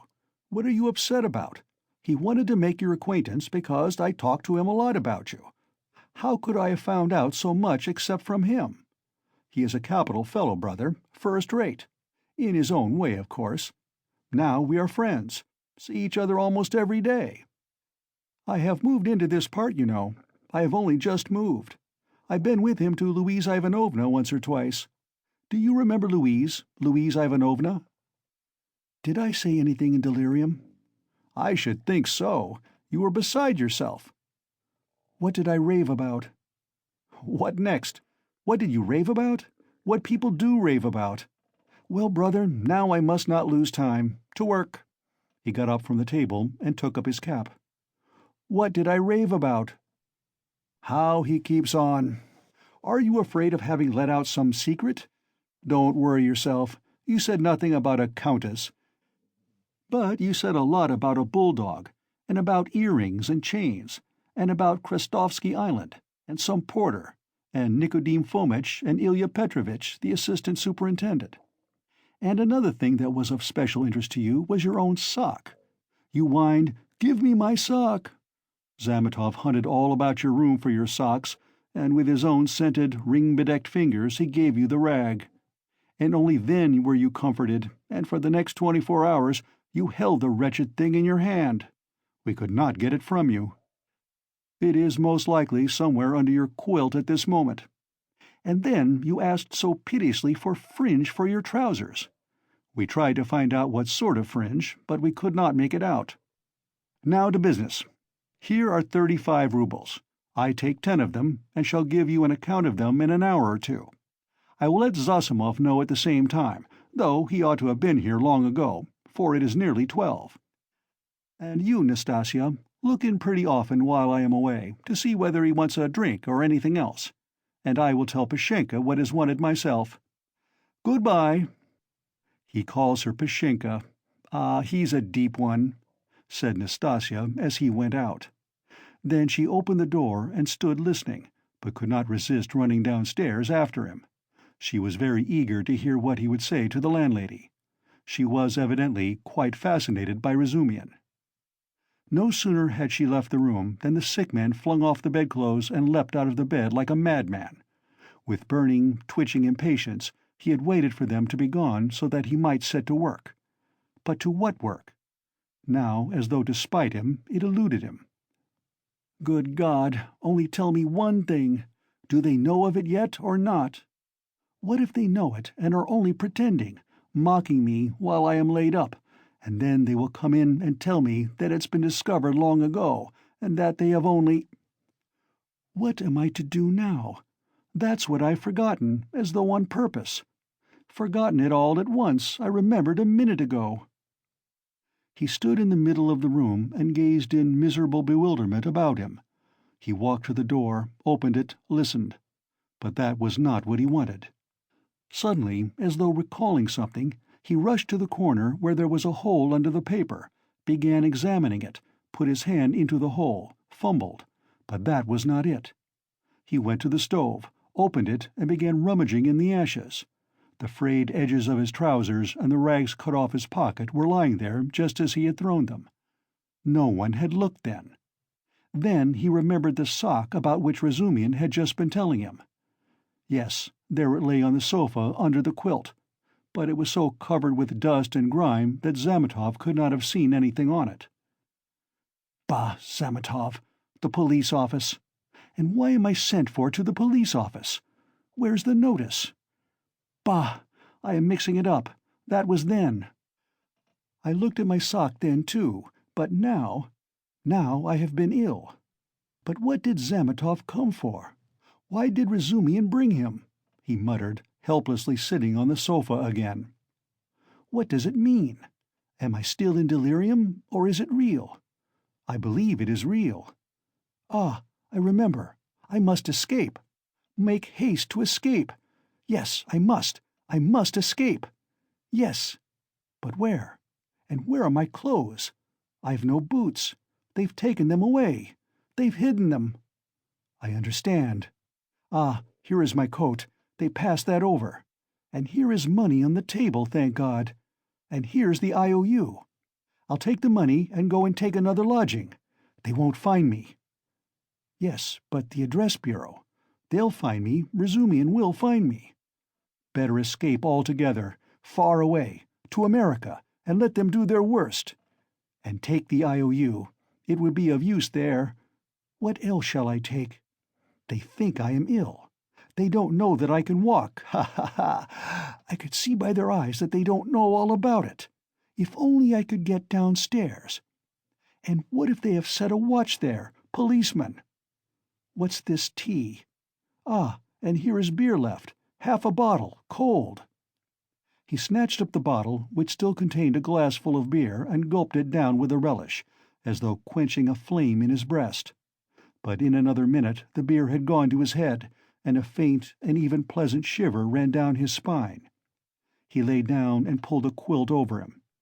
His sick and incoherent thoughts grew more and more disconnected, and soon a light, pleasant drowsiness came upon him. With a sense of comfort, he nestled his head into the pillow, wrapped more closely about him the soft, wadded quilt which had replaced the old ragged greatcoat, sighed softly, and sank into a deep, sound, refreshing sleep. He woke up, hearing someone come in. He opened his eyes and saw Razumian standing in the doorway, uncertain whether to come in or not. Raskolnikov sat up quickly on the sofa and gazed at him, as though trying to recall something. "Ah, you are not asleep. Here I am. Nastasya, bring in the parcel," Razumian shouted down the stairs. "You shall have the account directly." "What time is it?" asked Raskolnikov, looking round uneasily. "Yes, you had a fine sleep, brother. It's almost evening. It will be 6 o'clock directly. You have slept more than 6 hours." "Good heavens, have I?" "And why not? It will do you good. What's the hurry? A tryst, is it? We've all the time before us. I've been waiting for the last 3 hours for you. I've been up twice and found you asleep. I've called on Zosimov twice. Not at home, only fancy. But no matter, he will turn up. And I've been out on my own business too. You know, I've been moving today, moving with my uncle. I have an uncle living with me now. But that's no matter. To business. Give me the parcel, Nastasya. We will open it directly. And how do you feel now, brother?" "I am quite well. I am not ill. Razumian, have you been here long?" "I tell you, I've been waiting for the last 3 hours." "No, before." "How do you mean? How long have you been coming here?" "Why, I told you all about it this morning. Don't you remember?" Raskolnikov pondered. The morning seemed like a dream to him. He could not remember alone, and looked inquiringly at Razumian. Said the latter. "He has forgotten. I fancied then that you were not quite yourself. Now you are better for your sleep. You really look much better. First rate. Well, to business. Look here, my dear boy." He began untying the bundle, which evidently interested him. "Believe me, brother, this is something specially near my heart, for we must make a man of you. Let's begin from the top. Do you see this cap?" he said, taking out of the bundle a fairly good, though cheap and ordinary cap. "Let me try it on." "Presently, afterwards," said Raskolnikov, waving it off pettishly. "Come, Rodya, my boy, don't oppose it. Afterwards will be too late, and I shan't sleep all night, for I bought it by guess, without measure." "Just right," he cried triumphantly, fitting it on. "Just your size. A proper head covering is the first thing in dress, and a recommendation in its own way. Tolstyakov, a friend of mine, is always obliged to take off his pudding basin when he goes into any public place where other people wear their hats or caps. People think he does it from slavish politeness, but it's simply because he is ashamed of his bird's nest. He is such a boastful fellow. Look, Nastasya, here are 2 specimens of headgear. This Palmerston," he took from the corner Raskolnikov's old, battered hat, which for some unknown reason he called a Palmerston. "Or this jewel. Guess the price, Rodya. What do you suppose I paid for it, Nastasya?" he said, turning to her, seeing that Raskolnikov did not speak. 20 kopecks, no more, I dare say," answered Nastasya. 20 kopecks, silly!" he cried, offended. "Why, nowadays you would cost more than that. 80 kopecks. And that only because it has been worn. And it's bought on condition that when it's worn out, they will give you another next year. Yes, on my word. Well, now let us pass to the United States of America, as they called them at school. I assure you I am proud of these breeches." And he exhibited to Raskolnikov a pair of light summer trousers of grey woolen material. No holes, no spots, and quite respectable, although a little worn. And no waistcoat to match, quite in the fashion. And it's being worn really as an improvement. It's softer, smoother. You see, Rodya, to my thinking, the great thing for getting on in the world is always to keep to the seasons. If you don't insist on having asparagus in January, you keep your money in your purse, and it's the same with this purchase. It's summer now, so I've been buying summer things. Warmer materials will be wanted for autumn, so you'll have to throw these away in any case, especially as they will be done for by then from their own lack of coherence, if not your higher standard of luxury. Come, price them. What do you say? 2 rubles 25 kopecks. And remember the condition. If you wear these out, you will have another suit for nothing. They only do business on that system at Fadiev's. If you've bought a thing once, you are satisfied for life, for you will never go there again of your own free will. Now for the boots. What do you say? You see that they are a bit worn, but they'll last a couple of months, for it's foreign work and foreign leather. The secretary of the English embassy sold them last week. He had only worn them 6 days, but he was very short of cash. Price? 1.5 rubles. A bargain? But perhaps they won't fit, observed Nastasia. Not fit? Just look. And he pulled out of his pocket Raskolnikov's old, broken boot, stiffly coated with dry mud. I did not go empty-handed. They took the size from this monster. We all did our best. And as to your linen, your landlady has seen to that. Here, to begin with, are 3 shirts, hempen but with a fashionable front. Well, now then, 80 kopecks the cap, 2 rubles 25 kopecks the suit. Together, 3 rubles 5 kopecks. 1.5 rubles for the boots, for you see they are very good, and that makes 4 rubles 55 kopecks. 5 rubles for the underclothes. They were bought in the low, which makes exactly 9 rubles 55 kopecks. 55 kopecks change in coppers. Will you take it? And so, Rodya, you are set up with a complete new rig-out, for your overcoat will serve, and even has a style of its own. That comes from getting one's clothes from Sharmer's. As for your socks and other things, I leave them to you. We've 25 rubles left. And as for Pashenka and paying for your lodging, don't you worry. I tell you, she'll trust you for anything. And now, brother, let me change your linen, for I dare say you will throw off your illness with your shirt. Let me be. I don't want to. Raskolnikov waved him off. He had listened with disgust to Razumian's efforts to be playful about his purchases. Come, brother, don't tell me I've been trudging around for nothing, Razumian insisted. Nastasia, don't be bashful, but help me. That's it. And in spite of Raskolnikov's resistance, he changed his linen. The latter sank back on the pillows and for a minute or two said nothing. It will be long before I get rid of them, he thought. What money was all that bought with? He asked at last, gazing at the wall. Money? Why, your own, what the messenger brought from Varushin. Your mother sent it. Have you forgotten that too? I remember now, said Raskolnikov after a long, sullen silence. Razumian looked at him, frowning and uneasy. The door opened, and a tall, stout man, whose appearance seemed familiar to Raskolnikov, came in. End of Part 2, Chapter 3.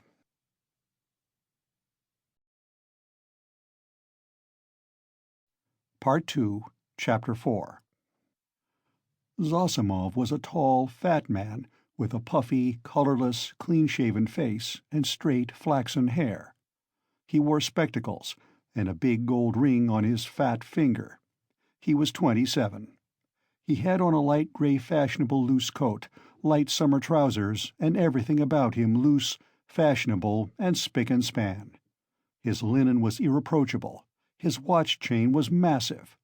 In manner he was slow and, as it were, nonchalant, and at the same time studiously free and easy. He made efforts to conceal his self-importance, but it was apparent at every instant. All his acquaintances found him tedious, but said he was clever at his work. "I've been to see you twice today, brother. You see, he's come to himself," cried Razumian. I see. And how do we feel now, eh? said Zosimov to Raskolnikov, watching him carefully, and sitting down at the foot of the sofa, he settled himself as comfortably as he could. "He is still depressed," Razumian went on. "We've just changed his linen, and he almost cried." "That's very natural. You might have put it off if he did not wish it. His pulse is first-rate. Is your head still aching, eh?"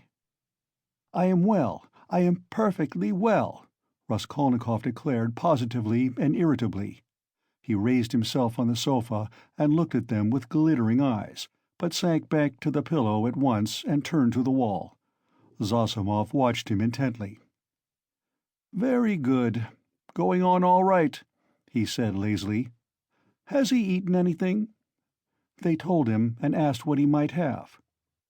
"He may have anything. Soup, tea. Mushrooms and cucumbers, of course, you must not give him. He'd better not have meat either, but no need to tell you that." Razumian and he looked at each other. "No more medicine or anything. I'll look at him again tomorrow. Perhaps today even. But never mind." "Tomorrow evening I shall take him for a walk," said Razumian. "We are going to the Yusupov garden and then to the Palais de Cristal." "I would not disturb him tomorrow at all, but I don't know. A little maybe, but we'll see." "Ach, what a nuisance! I've got a housewarming party tonight. It's only a step from here. Couldn't he come? He could lie on the sofa." "You are coming," Razumian said to Zosimov. "Don't forget, you promised." "All right, only rather later. What are you going to do?" "Oh, nothing. Tea, vodka, herrings. There will be a pie. Just our friends." "And who?" "All neighbors here, almost all new friends, except my old uncle, and he is new too. He only arrived in Petersburg yesterday to see to some business of his. We meet once in 5 years." "What is he?" "He's been stagnating all his life as a district postmaster. Gets a little pension. He is 65. Not worth talking about. But I am fond of him. Porfiry Petrovitch, the head of the investigation department here. But you know him." "Is he a relation of yours too?" "A very distant one. But why are you scowling? Because you quarreled once, won't you come then?" "I don't care a damn for him." "So much the better. Well, there will be some students, a teacher, a government clerk, a musician, an officer, and Zametov." "Do tell me, please, what you or he," Zosimov nodded at Raskolnikov, "can have in common with this Zametov." "Oh, you particular gentleman! Principles. You are worked by principles, as it were, by springs. You won't venture to turn round on your own account. If a man is a nice fellow, that's the only principle I go upon. Zametov is a delightful person." "Though he does take bribes." "Well, he does, and what of it? I don't care if he does take bribes," Razumian cried with unnatural irritability. "I don't praise him for taking bribes. I only say he is a nice man in his own way. But if one looks at men in all ways, are there many good ones left?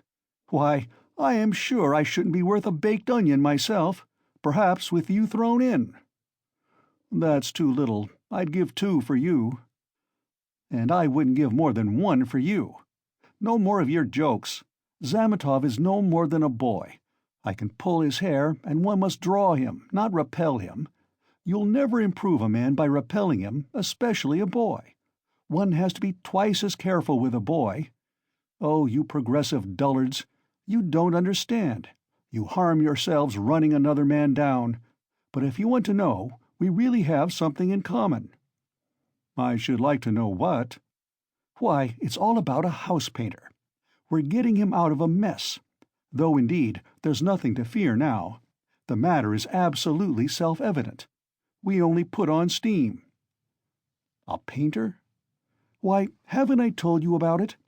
I only told you the beginning then about the murder of the old pawnbroker woman.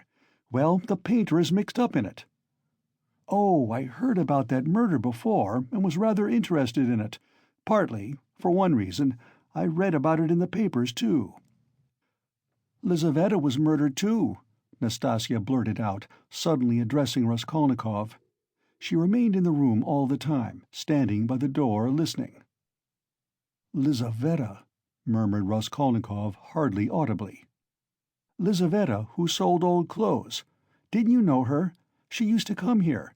She mended a shirt for you, too." Raskolnikov turned to the wall where in the dirty, yellow paper he picked out one clumsy, white flower with brown lines on it and began examining how many petals there were in it, how many scallops in the petals, and how many lines on them. He felt his arms and legs as lifeless as though they had been cut off. He did not attempt to move, but stared obstinately at the flower. "But what about the painter?" Zosimov interrupted Nastasia's chatter with marked displeasure. She sighed and was silent. "Why, he was accused of the murder," Razumian went on hotly. "Was there evidence against him, then?" "Evidence indeed! Evidence that was no evidence, and that's what we have to prove. It was just as they pitched on those fellows Koch and Pestrikov at first.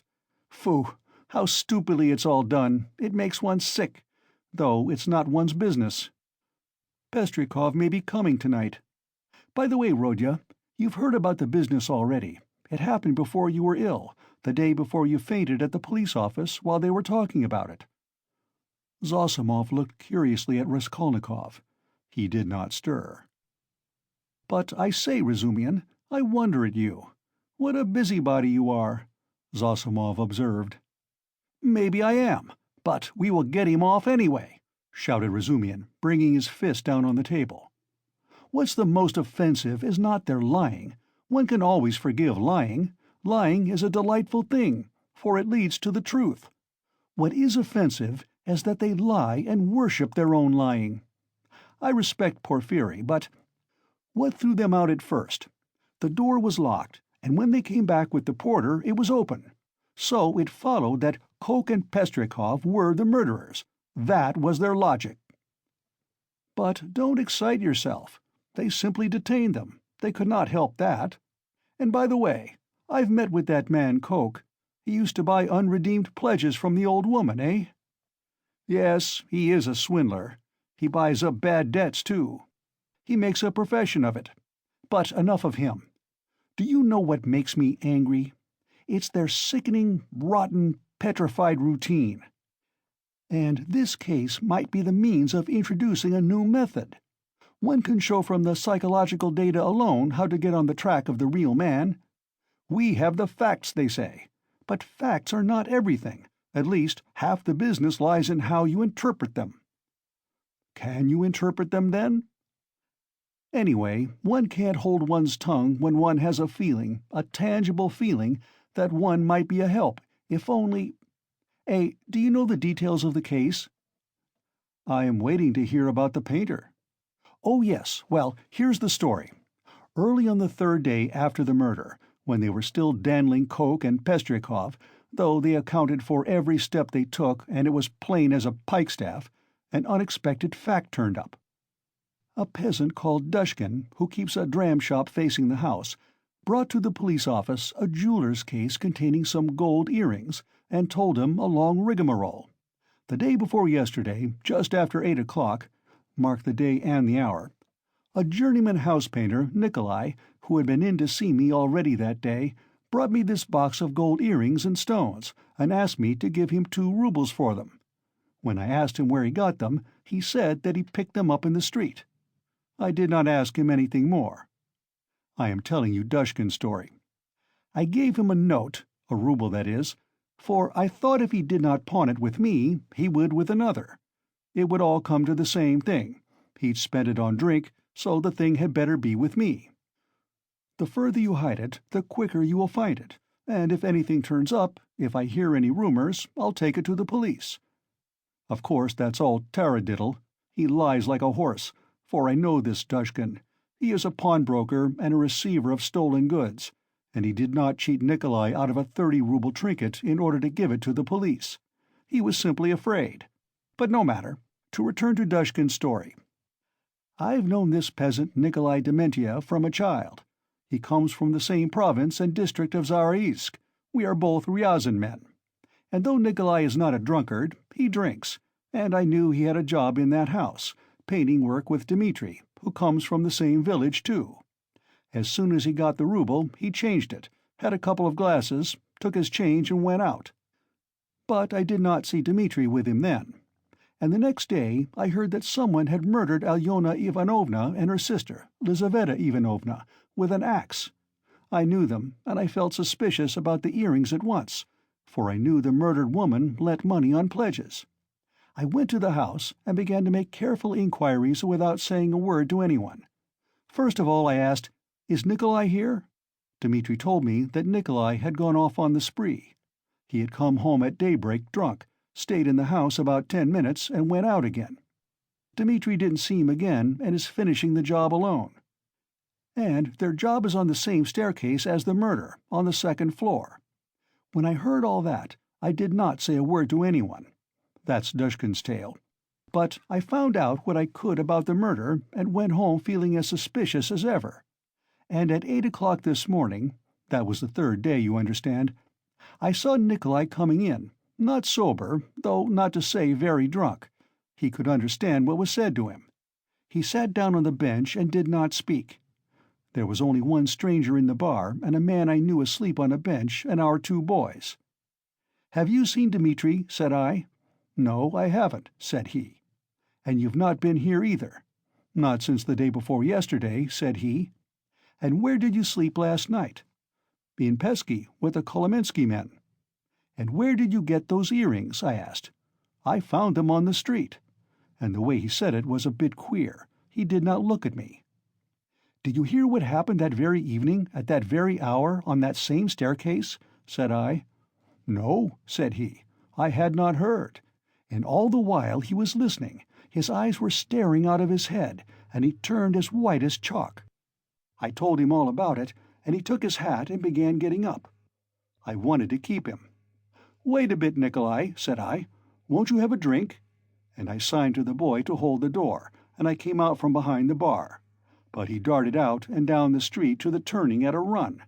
I have not seen him since. Then my doubts were at an end. It was his doing, as clear as could be.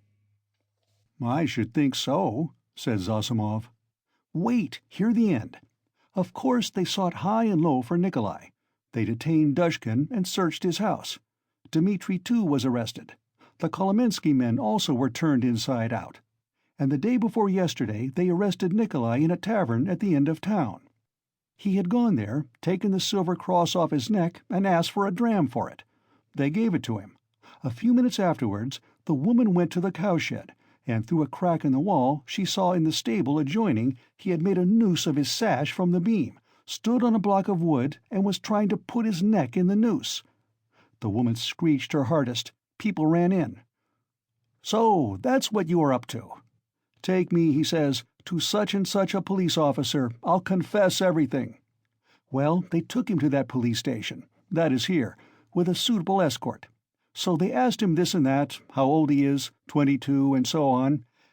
At the question, 'When you were working with Dmitri, didn't you see anyone on the staircase at such and such a time?' Answer, 'To be sure, folks may have gone up and down, but I did not notice them.' 'And didn't you hear anything, any noise, and so on?' 'We heard nothing special.' 'And did you hear, Nikolai, that on the same day widow so-and-so and her sister were murdered and robbed?' 'I never knew a thing about it. The first I heard of it was from Afanasy Pavlovitch the day before yesterday.' 'And where did you find the earrings?' 'I found them on the pavement.' 'Why didn't you go to work with Dmitri the other day?' 'Because I was drinking.' 'And where were you drinking?' 'Oh, in such and such a place.' 'Why did you run away from Dushkin's?' 'Because I was awfully frightened.' 'What were you frightened of?' 'That I should be accused.' 'How could you be frightened if you felt free from guilt?' Now, Zosimov, you may not believe me, that question was put literally in those words. I know it for a fact. It was repeated to me exactly. What do you say to that?" "Well, anyway, there's the evidence." "I'm not talking of the evidence now. I am talking about that question, of their own idea of themselves. Well, so they squeezed and squeezed him, and he confessed.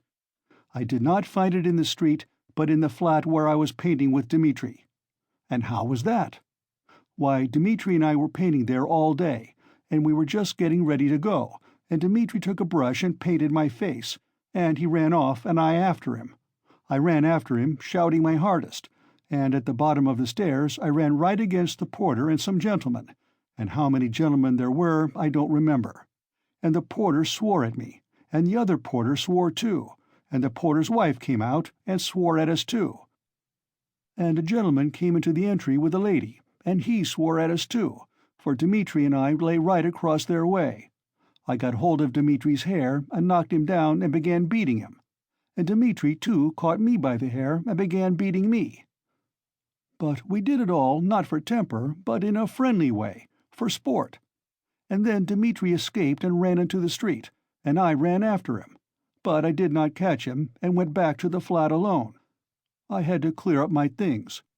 I began putting them together, expecting Dmitri to come, and there in the passage, in the corner by the door, I stepped on the box.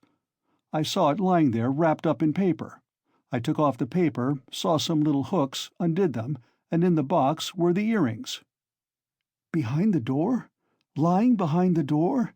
Behind the door?" Raskolnikov cried suddenly, staring with a blank look of terror at Razumihin, and he slowly sat up on the sofa, leaning on his hand. "Yes, why? What's the matter? What's wrong?" Razumihin too got up from his seat. "Nothing," Raskolnikov answered faintly, turning to the wall. All were silent for a while. "He must have waked from a dream," Razumihin said at last, looking inquiringly at Zosimov. The latter slightly shook his head. "Well, go on," said Zosimov. "What next?" "What next? As soon as he saw the earrings, forgetting Dmitri and everything, he took up his cap and ran to Dushkin, and, as we know, got a rouble from him. He told a lie, saying he found them in the street, and went off drinking. He keeps repeating his old story about the murder. I know nothing of it, never heard of it till the day before yesterday. And why didn't you come to the police till now? I was frightened. And why did you try to hang yourself? From anxiety. What anxiety? That I should be accused of it. Well, that's the whole story. And now what do you suppose they deduce from that?" "Why, there's no supposing. There's a clue, such as it is, a fact. You wouldn't have your painter set free." "Now they've simply taken him for the murderer. They haven't a shadow of doubt." "That's nonsense. You are excited. But what about the earrings? You must admit that, if on the very same day and hour earrings from the old woman's box have come into Nikolai's hands, they must have come there somehow. That's a good deal in such a case." "How did they get there? How did they get there?" cried Razumihin. "How can you, a doctor, whose duty it is to study man and who has more opportunity than anyone else for studying human nature, how can you fail to see the character of the man in the whole story? Don't you see at once that the answer he has given in the examination are the holy truth? They came into his hand precisely as he has told us. He stepped on the box and picked it up." "The holy truth. But didn't he own himself that he told a lie at first?" "Listen to me. Listen attentively. The porter, and Koch, and Pestryakov, and the other porter, and the wife of the first porter, and the woman who was sitting in the porter's lodge, and the man Krukov, who had just got out of a cab at that minute and went in at the entry with a lady on his arm, that is 8 or 10 witnesses agree that Nikolai had Dmitri on the ground, was lying on him beating him, while Dmitri hung on to his hair, beating him too. They lay right across the way, blocking the thoroughfare. They were sworn at on all sides, while they, like children, the very words of the witnesses, were falling over one another, squealing, fighting, and laughing with the funniest faces, and chasing one another like children, they ran into the street. Now take careful note. The bodies upstairs were warm, you understand, warm when they found them. If they, or Nikolai alone, had murdered them and broken open the boxes, or simply taken part in the robbery, allow me to ask you one question. Do their state of mind, their squeals and giggles and childish scuffling at the gate, fit in with axes, bloodshed, fiendish cunning, robbery? They'd just killed them, not 5 or 10 minutes before, for the bodies were still warm, and at once, leaving the flat open, knowing that people would go there at once, flinging away their booty, they rolled about like children, laughing and attracting general attention. And there are a dozen witnesses to swear to that. Of course, it is strange. It's impossible indeed, but— No, brother, no buts. And if the earrings being found in Nikolai's hands at the very day and hour of the murder constitutes an important piece of circumstantial evidence against him, although the explanation given by him accounts for it, and therefore it does not tell seriously against him, one must take into consideration the facts which prove him innocent, especially as they are facts that cannot be denied. And do you suppose, from the character of our legal system, that they will accept, or that they are in the position to accept, this fact, resting simply on a psychological impossibility, as irrefutable and conclusively breaking down the circumstantial evidence for the prosecution? No, they won't accept it. They certainly won't, because they found the jewel case and the man tried to hang himself, which he could not have done if he hadn't felt guilty. That's the point. That's what excites me, you must understand.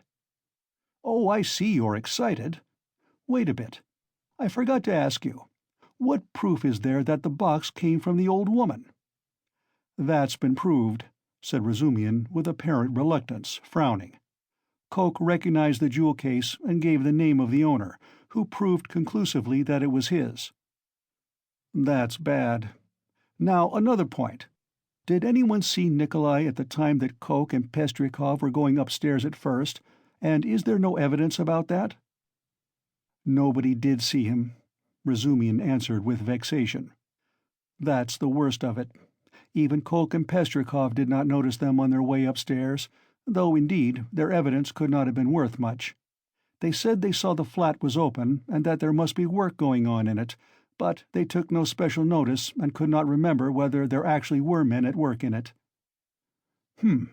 So the only evidence for the defense is that they were beating one another and laughing. That constitutes a strong presumption, but how do you explain the facts yourself? How do I explain them?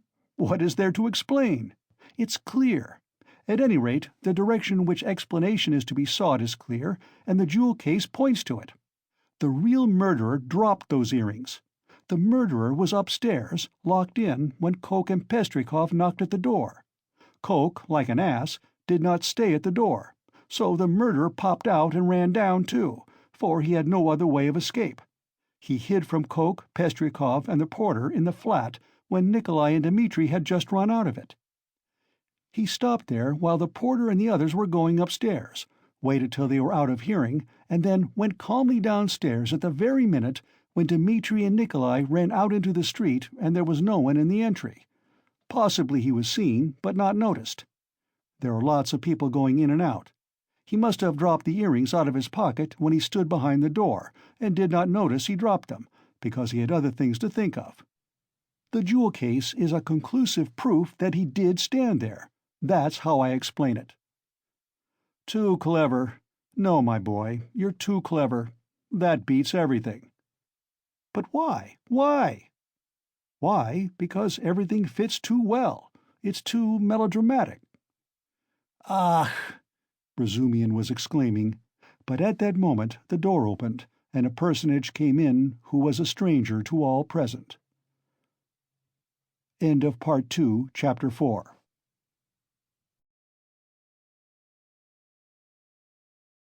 Part 2, Chapter 5. This gentleman was no longer young, of a stiff and portly appearance, and a cautious and sour countenance. He began by stopping short in the doorway, staring about him with offensive and undisguised astonishment, as though asking himself what sort of place he had come to. Mistrustfully, and with an affectation of being alarmed and almost affronted, he scanned Raskolnikov's low and narrow cabin.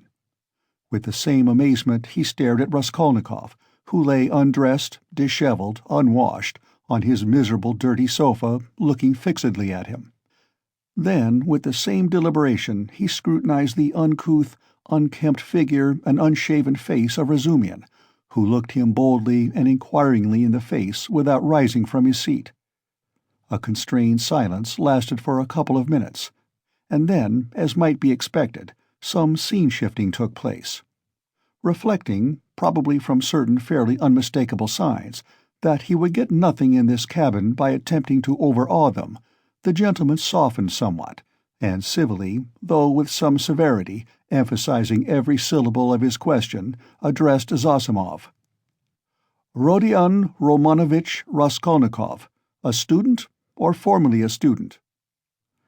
Zosimov made a slight movement, and would have answered, had not Razumian anticipated him. "He is lying on the sofa. What do you want?" This familiar "what do you want" seemed to cut the ground from the feet of the pompous gentleman. He was turning to Razumian, but checked himself in time and turned to Zosimov again. "This is Raskolnikov," mumbled Zosimov, nodding towards him. Then he gave a prolonged yawn, opening his mouth as wide as possible. Then he lazily put his hand into his waistcoat pocket, pulled out a huge gold watch in a round hunter's case, opened it, looked at it, and as slowly and lazily proceeded to put it back.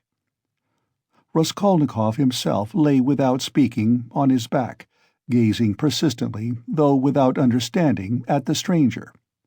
Now that his face was turned away from the strange flower on the paper, it was extremely pale and wore a look of anguish, as though he had just undergone an agonizing operation, or just been taken from the rack.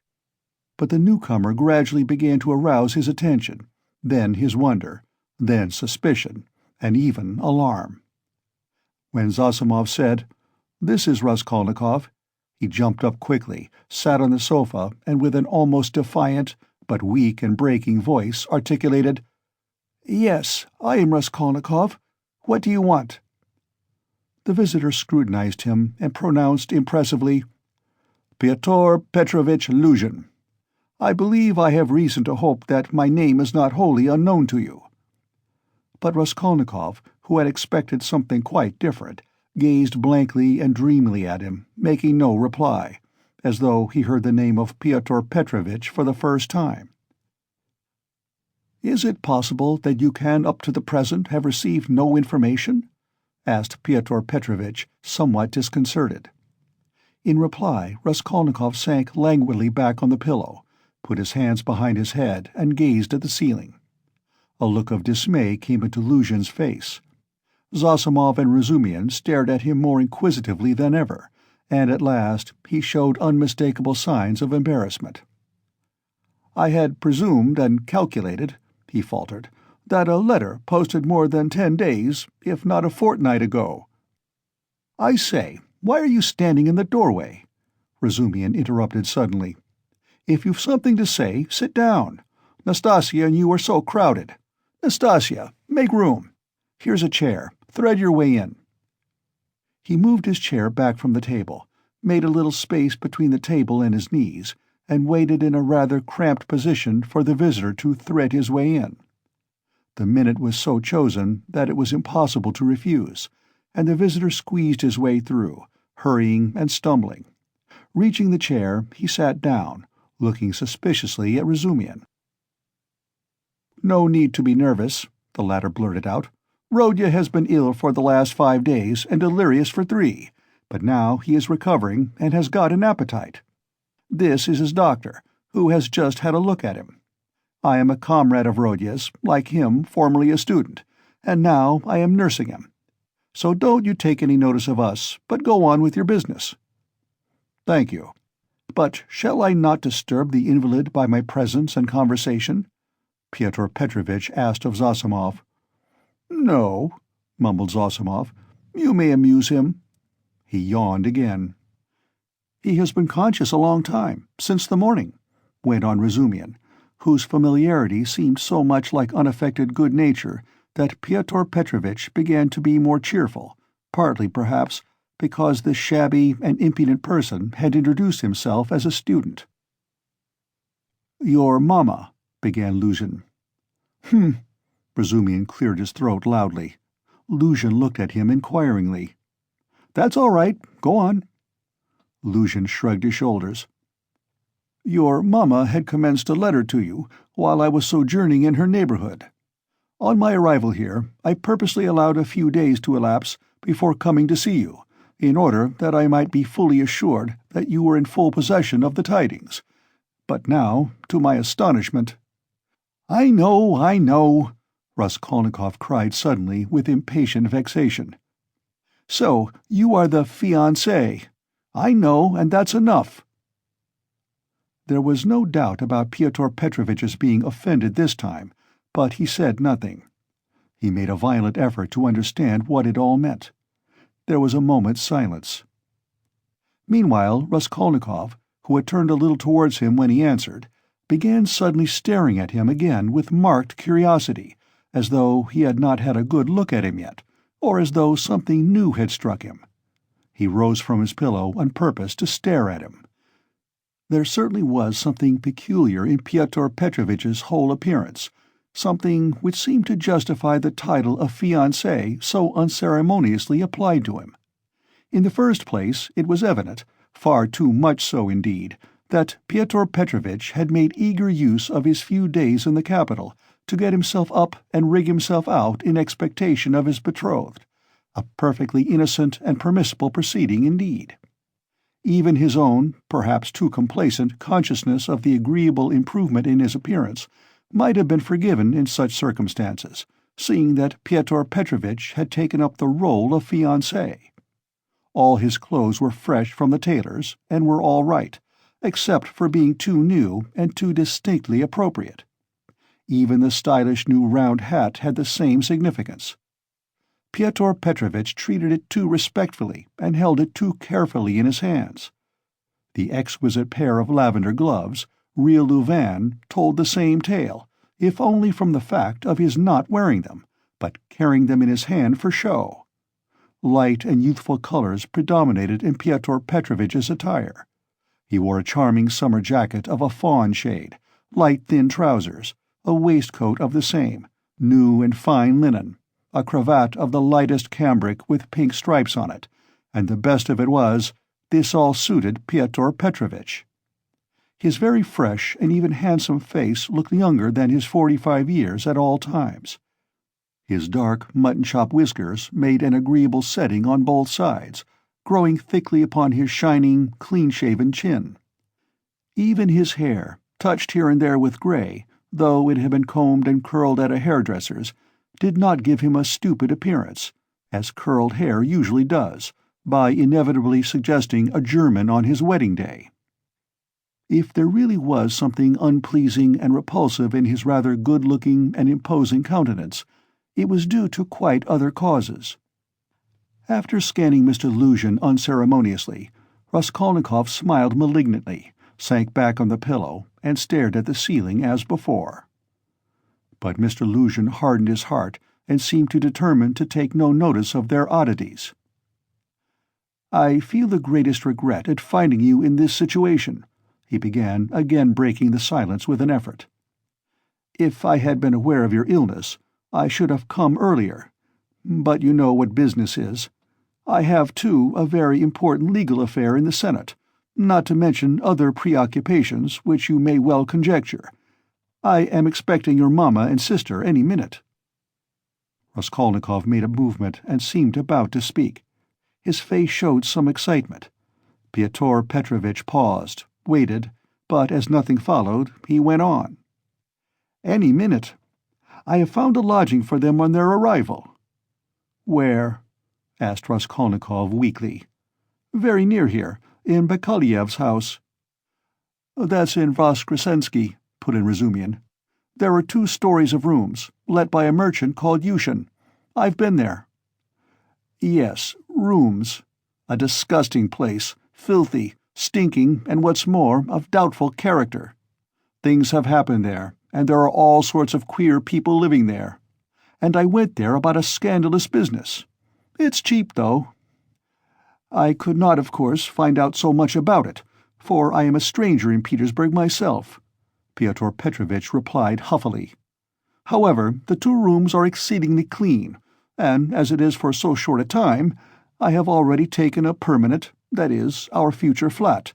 he said, addressing Raskolnikov, "and I'm having it done up. And meanwhile, I am myself cramped for room in a lodging with my friend Andrei Semyonovitch Lebeziatnikov, in the flat of Madame Lebevezhel. It was he who told me of Bakelyev's house, too." "Lebeziatnikov?" said Raskolnikov slowly, as if recalling something. "Yes, Andrei Semyonovitch Lebeziatnikov, a clerk in the ministry. Do you know him?" "Yes, no," Raskolnikov answered. "Excuse me, I fancied so from your inquiry. I was once his guardian, a very nice young man and advanced. I like to meet young people. One learns new things from them." Luzhin looked round hopefully at them all. "How do you mean?" asked Razumian. "In the most serious and essential matters," Pyotr Petrovitch replied, as though delighted at the question.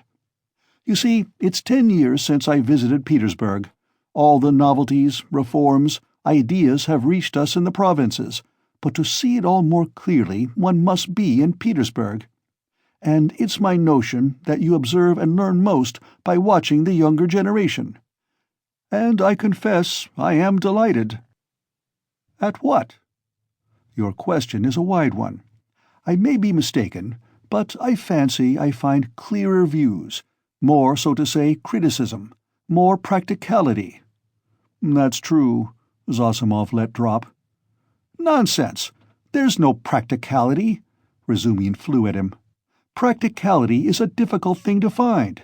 It does not drop down from heaven. And for the last 200 years we have been divorced from all practical life. Ideas, if you like, are fermenting," he said to Pyotr Petrovitch. "And desire for good exists, though it's in a childish form, and honesty you may find, although there are crowds of brigands. Anyway, there's no practicality. Practicality goes well shod." "I don't agree with you," Pyotr Petrovitch replied, with evident enjoyment. "Of course, people do get carried away and make mistakes, but one must have indulgence. Those mistakes are merely evidence of enthusiasm for the cause, and of abnormal external environment. If little has been done, the time has been but short. Of means I will not speak. It's my personal view, if you care to know, that something has been accomplished already. New valuable ideas, new valuable works are circulating in the place of our old dreamy and romantic authors. Literature is taking a maturer form. Many injurious prejudices have been rooted up and turned into ridicule. In a word, we have cut ourselves off irrevocably from the past, and that, to my thinking, is a great thing." "He's learned it by heart to show off," Raskolnikov pronounced suddenly. "What?" asked Pyotr Petrovitch, not catching his words, but he received no reply. "That's all true," Zosimov hastened to interpose. "Isn't it so?" Pyotr Petrovitch went on, glancing affably at Zosimov. "You must admit," he went on, addressing Razumian with a shade of triumph and superciliousness, he almost added, "young man," "that there is an advance, or as they say now, progress, in the name of science and economic truth." "A commonplace." "No, not a commonplace. Hitherto, for instance, if I were told, 'Love thy neighbour,' what came of it?" Pyotr Petrovitch went on, perhaps with excessive haste. "It came to my tearing my coat in half to share with my neighbour, and we both were left half naked. As a Russian proverb has it, 'Catch several hares and you won't catch one.' Science now tells us, 'Love yourself before all men,' for everything in the world rests on self-interest. You love yourself and manage your own affairs properly, and your coat remains whole. Economic truth adds that the better private affairs are organized in society, the more whole coats, so to say, the firmer are its foundations, and the better is the common welfare organized too. Therefore, in acquiring wealth solely and exclusively for myself, I am acquiring, so to speak, for all, and helping to bring to pass my neighbor's getting a little more than a torn coat, and that not from private, personal liberality, but as a consequence of the general advance. The idea is simple, but unhappily it has been a long time reaching us, being hindered by idealism and sentimentality. and yet it would seem to want very little wit to perceive it." "Excuse me, I've very little wit myself," Razumian cut in sharply, "and so let us drop it. I began this discussion with an object, but I've grown so sick during the last 3 years of this chattering to amuse oneself, of this incessant flow of commonplaces, always the same, that, by Jove, I blush even when other people talk like that. You are in a hurry, no doubt, to exhibit your requirements, and I don't blame you. That's quite pardonable. I only wanted to find out what sort of a man you are, for so many unscrupulous people have got hold of the progressive cause of late and have so distorted in their own interests everything they touched that the whole cause has been dragged in the mire. That's enough." "Excuse me, sir," said Luzhin, affronted and speaking with excessive dignity. "Do you mean to suggest, so unceremoniously, that I, too— Oh, my dear sir, how could I— Come, that's enough," Razumian concluded, and he turned abruptly to Zossimov to continue their previous conversation. Pyotr Petrovitch had the good sense to accept the disavowal. He made up his mind to take leave in another minute or two. "I trust our acquaintance," he said, addressing Raskolnikov, "may, upon your recovery, and in view of the circumstances of which you are aware, become closer. Above all, I hope for your return to health." Raskolnikov did not even turn his head. Pyotr Petrovitch began getting up from his chair. "One of her customers must have killed her," Zossimov declared positively. "Not a doubt of it," replied Razumian. "Porfiry doesn't give his opinion, but is examining all who have left pledges with her there." "Examining them?" Raskolnikov asked aloud. "Yes. What then?" "Nothing." "How does he get hold of them?" asked Zossimov. "Coke has given the names of some of them. Other names are on the wrappers of the pledges, and some have come forward of themselves." "It must have been a cunning and practiced ruffian. The boldness of it, the coolness—" "That's just what it wasn't," interposed Razumian. "That's what throws you all off the scent. But I maintain that he is not cunning, not practiced, and probably this was his first crime. The supposition that it was a calculated crime and a cunning criminal doesn't work. Suppose him to have been inexperienced, and it's clear that it was only a chance that saved him, and chance may do anything. Why, he did not foresee obstacles, perhaps. And how did he set to work? He took jewels worth 10 or 20 rubles, stuffing his pockets with them, ransacked the old woman's trunks, her rags, and they found 1,500 rubles, besides notes, in a box in the top drawer of the chest. He did not know how to rob, he could only murder. It was his first crime, I assure you, his first crime. He lost his head, and he got off more by luck than good counsel." "You are talking of the murder of the old pawnbroker, I believe," Pyotr Petrovitch put in, addressing Zossimov. He was standing, hat and gloves in hand, but before departing he felt disposed to throw off a few more intellectual phrases. He was evidently anxious to make a favourable impression, and his vanity overcame his prudence. "Yes, you've heard of it?" "Oh, yes, being in the neighbourhood." "Do you know the details?" "I can't say that, but another circumstance interests me in the case. The whole question, so to say. Not to speak of the fact that crime has been greatly on the increase among the lower classes during the last 5 years, not to speak of the cases of robbery and arson everywhere, what strikes me as the strangest thing is that in the higher classes, too, crime is increasing proportionately. In one place one hears of a student's robbing the mail on the high road. In another place people of good social position forge false banknotes. In Moscow of late a whole gang has been captured who used to forge lottery tickets, and one of the ringleaders was a lecturer in universal history. Then our secretary abroad was murdered from some obscure motive of gain. And if this old woman, the pawnbroker, has been murdered by someone of a higher class in society, for peasants don't pawn gold trinkets, how are we to explain this demoralization of the civilized part of our society?" "There are many economic changes," put in Zossimov. "How are we to explain it?" Razumian caught him up. It might be explained by our inveterate impracticality." "How do you mean?" "What answer had your lecturer in Moscow to make to the question why he was forging notes? Everybody is getting rich one way or another, so I want to make haste to get rich too. I don't remember the exact words, but the upshot was that he wants money for nothing, without waiting or working.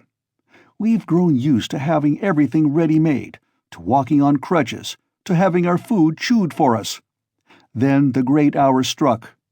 The emancipation of the serfs in 1861 is meant, and every man showed himself in his true colors." "But morality, and, so to speak, principles?" "But why do you worry about it?" Raskolnikov interposed suddenly. "It's in accordance with your theory." "In accordance with my theory?" "Why, carry out logically the theory you were advocating just now, and it follows that people may be killed." "Upon my word!" cried Luzhin. "No, that's not so," put in Zosimov. Raskolnikov lay with a white face and twitching upper lip, breathing painfully. "There's a measure in all things," Luzhin went on superciliously. "Economic ideas are not an incitement to murder, and one has but to suppose—" "And is it true," Raskolnikov interposed once more suddenly, again in a voice quivering with fury and delight in insulting him, "is it true that you told your fiancé, within an hour of her acceptance, that what pleased you most was that she was a beggar, because it was better to raise a wife from poverty, so that you may have complete control over her, and reproach her with your being her benefactor?" "Upon my word," Luzhin cried wrathfully and irritably, crimson with confusion, "to distort my words in this way— Excuse me, allow me to assure you that the report which has reached you, or rather, let me say, has been conveyed to you, has no foundation in truth, and I suspect who— in a word, this arrow— in a word, your mamma. She seemed to me, in other things, with all her excellent qualities, of a somewhat high-flown and romantic way of thinking, but I was 1,000 miles from supposing that she would misunderstand and misrepresent things in so fanciful a way.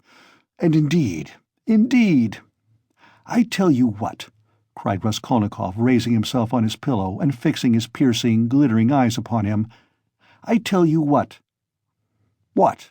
Luzhin stood still, waiting with a defiant and offended face. Silence lasted for some seconds.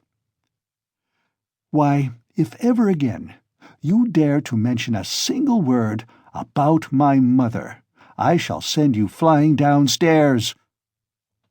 "What's the matter with you?" cried Razumihin. "So, that's how it is?" Luzhin turned pale and bit his lip.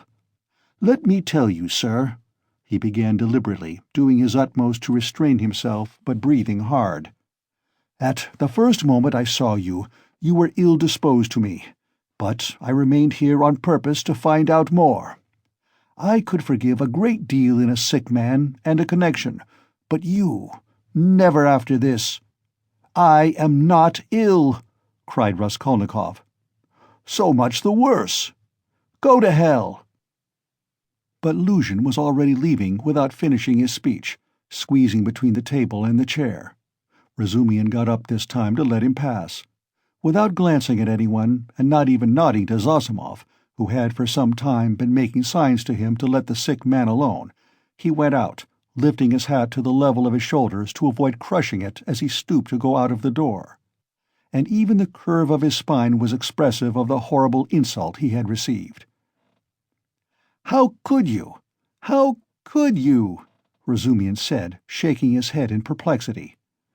"Let me alone! Let me alone, all of you!" Raskolnikov cried in a frenzy. "Will you ever leave off tormenting me? I am not afraid of you. I am not afraid of anyone now. Get away from me. I want to be alone. Alone! "Come along," said Zosimov, nodding to Razumihin. "But we can't leave him like this." "Come along," Zosimov repeated insistently, and he went out. Razumihin thought a minute and ran to overtake him. "It might be worse not to obey him," said Zosimov on the stairs. He mustn't be irritated. What's the matter with him? If only he could get some favorable shock, that's what would do it. At first he was better. You know he has got something on his mind, some fixed idea weighing on him. I am very much afraid so. He must have. Perhaps it's that gentleman, Pyotr Petrovitch. From his conversation, I gather he is going to marry his sister, and that he had received a letter about it just before his illness. Yes, confound the man. He may have upset the case altogether. But have you noticed, he takes no interest in anything.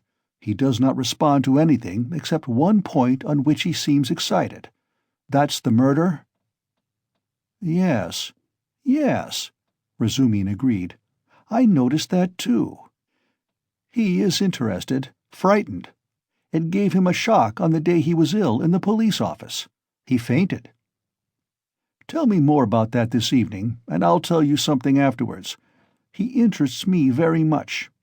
In half an hour I'll go and see him again. There'll be no inflammation, though. Thanks, and I'll wait with Pashenka meantime, and we'll keep watching him through Nastasia. Raskolnikov, left alone, looked with impatience and misery at Nastasia, but she still lingered.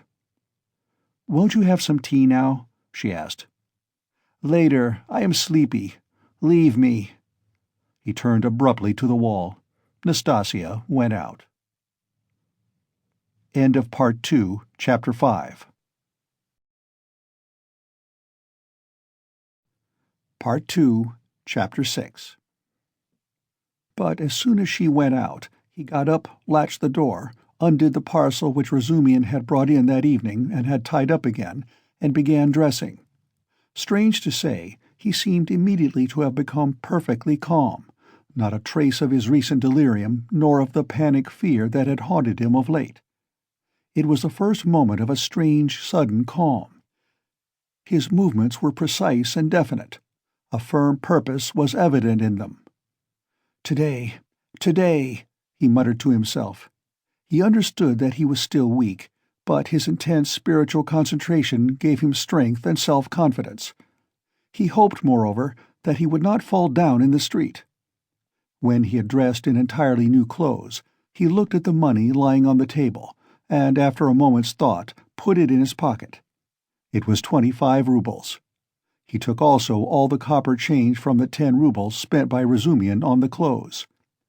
Then he softly unlatched the door, went out, slipped downstairs, and glanced in at the open kitchen door. Nastasia was standing with her back to him, blowing up the landlady's samovar. She heard nothing. Who would have dreamed of his going out, indeed? A minute later he was in the street. It was nearly 8 o'clock. The sun was setting. It was as stifling as before, but he eagerly drank in the stinking, dusty town air. His head felt rather dizzy. A sort of savage energy gleamed suddenly in his feverish eyes and his wasted, pale and yellow face. He did not know and did not think where he was going. He had one thought only: that all this must be ended today, once and for all, immediately, that he would not return home without it, because he would not go on living like that. How, with what, to make an end?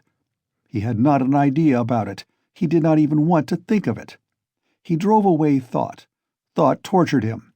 All he knew, all he felt, was that everything must be changed one way or another, he repeated with desperate and immovable self-confidence and determination. From old habit, he took his usual walk in the direction of the Haymarket.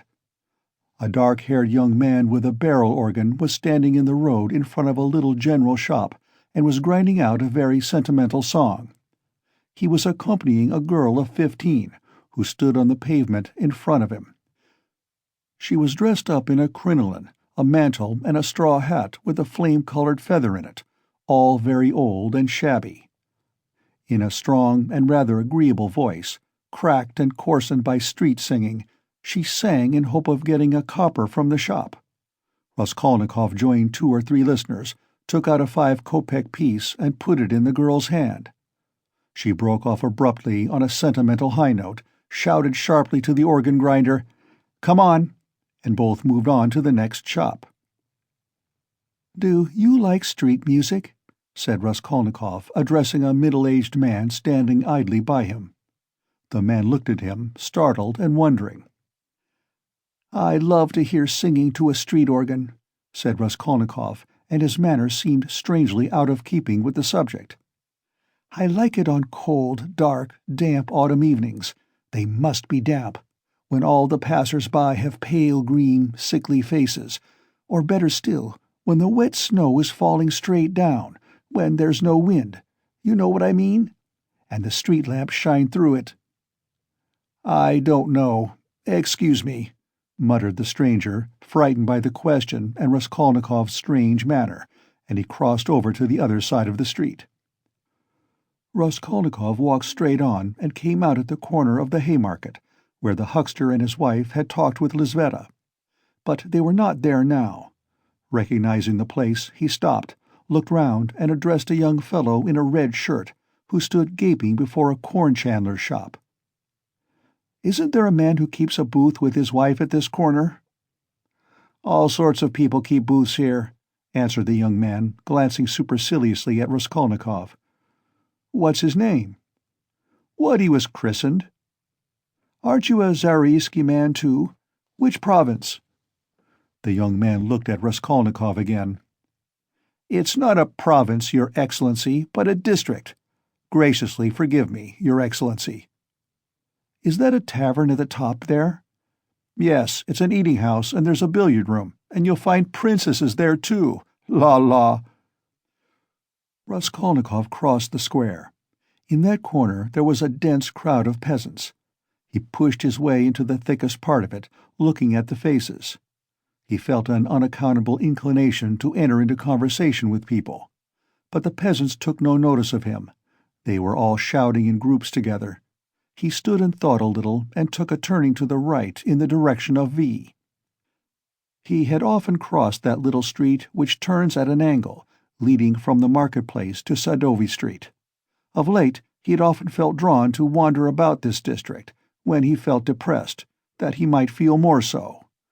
Now he walked along, thinking of nothing. At that point there was a great block of buildings, entirely let out in dram shops and eating houses. Women were continually running in and out, bareheaded and in their indoor clothes. Here and there they gathered in groups on the pavement, especially about the entrances to various festive establishments in the lower stories. From one of these a loud din, sounds of singing, the tinkling of a guitar, and shouts of merriment floated into the street. A crowd of women were thronging round the door. Some were sitting on the steps, others on the pavement, others were standing talking. A drunken soldier, smoking a cigarette, was walking near them in the road, swearing. He seemed to be trying to find his way somewhere, but had forgotten where. One beggar was quarreling with another, and a man dead drunk was lying right across the road. Raskolnikov joined the throng of women, who were talking in husky voices. They were bareheaded and wore cotton dresses and goatskin shoes. There were women of 40, and some not more than 17. Almost all had blackened eyes. He felt strangely attracted by the singing and all the noise and uproar in the saloon below. Someone could be heard within dancing frantically, marking time with his heels to the sounds of the guitar and of a thin falsetto voice singing a jaunty air. He listened intently, gloomily and dreamily, bending down at the entrance and peeping inquisitively in from the pavement. "Oh, my handsome soldier, don't beat me for nothing," trilled the thin voice of the singer. Raskolnikov felt a great desire to make out what he was singing, as though everything depended on that. "Shall I go in?" he thought. "They are laughing. From drink. Shall I get drunk?" "Won't you come in?"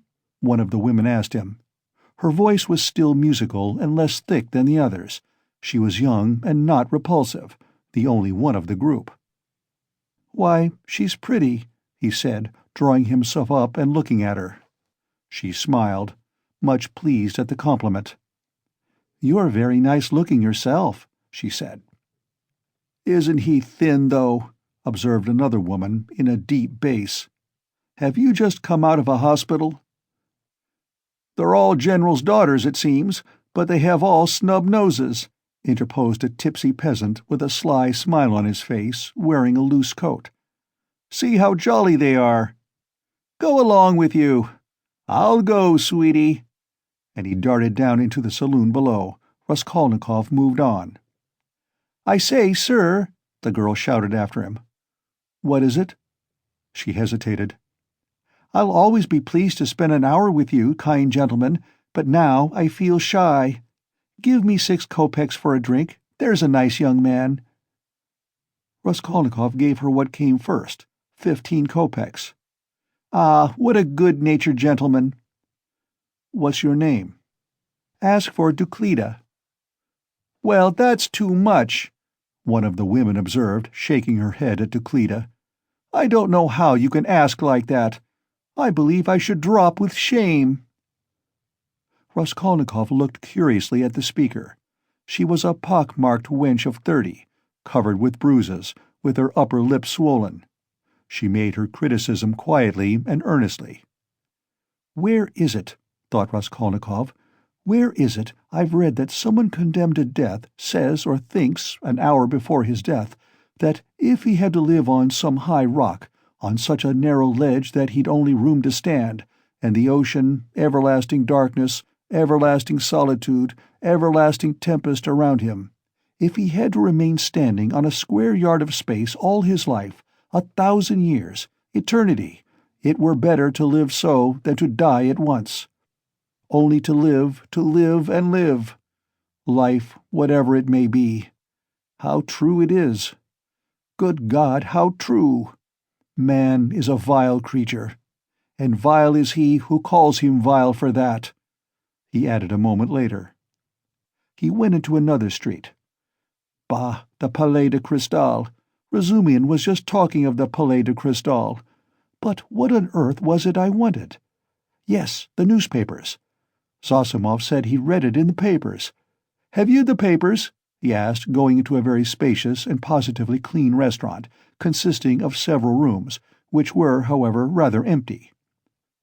2 or 3 people were drinking tea, and in a room further away were sitting 4 men drinking champagne.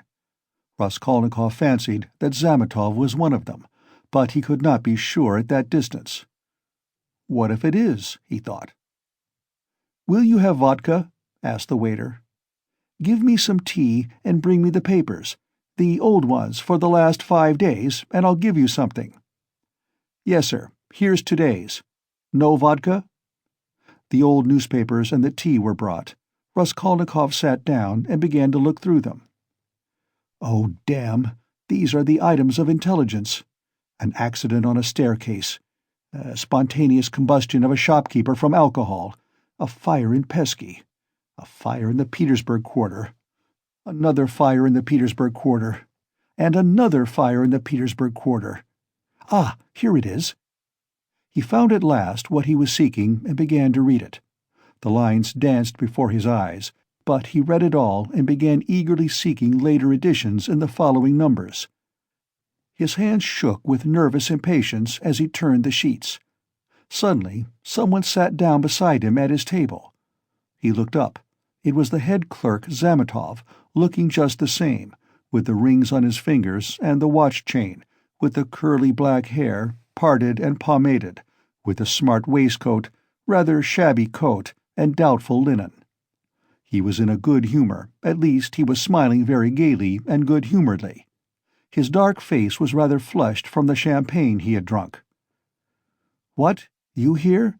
he began in surprise, speaking as though he'd known him all his life. "Why, Razumian told me only yesterday you were unconscious. How strange! And do you know I've been to see you?" Raskolnikov knew he would come up to him. He laid aside the papers and turned to Zametov. There was a smile on his lips, and a new shade of irritable impatience was apparent in that smile. "I know you have," he answered. "I've heard it. You looked for my sock. And you know Razumian has lost his heart to you. He says you've been with him to Louise Ivanovna's. You know, the woman you tried to befriend, for whom you winked to the explosive lieutenant, and he would not understand. Do you remember? How could he fail to understand? It was quite clear, wasn't it?" What a hothead he is. The explosive one? No, your friend Razumian. You must have a jolly life, Mr. Zametov. Entrance fee to the most agreeable places. Who's been pouring champagne into you just now? We've just been having a drink together. You talk about pouring it into me. By way of a fee. You profit by everything. Raskolnikov laughed. It's all right, my dear boy, he added, slapping Zametov on the shoulder. I am not speaking from temper, but in a friendly way. For sport. As that workman of yours said when he was scuffling with Dmitri, in the case of the old woman. How do you know about it? Perhaps I know more about it than you do. How strange you are. I am sure you are still very unwell. You oughtn't to have come out. Oh, do I seem strange to you? Yes. What are you doing, reading the papers? Yes. There's a lot about the fires. No, I am not reading about the fires. Here he looked mysteriously at Zametov. His lips were twisted again in a mocking smile. No, I am not reading about the fires, he went on, winking at Zametov. But confess now, my dear fellow, you're awfully anxious to know what I am reading about. I am not in the least. Mayn't I ask a question? Why do you keep on? Listen, you are a man of culture and education. I was in the 6th class at the gymnasium, said Zametov with some dignity. 6th class? Ah, my cock-sparrow!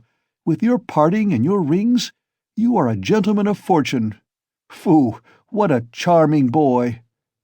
Here Raskolnikov broke into a nervous laugh right in Zametov's face. The latter drew back, more amazed than offended. Phoo, how strange you are, Zametov repeated very seriously.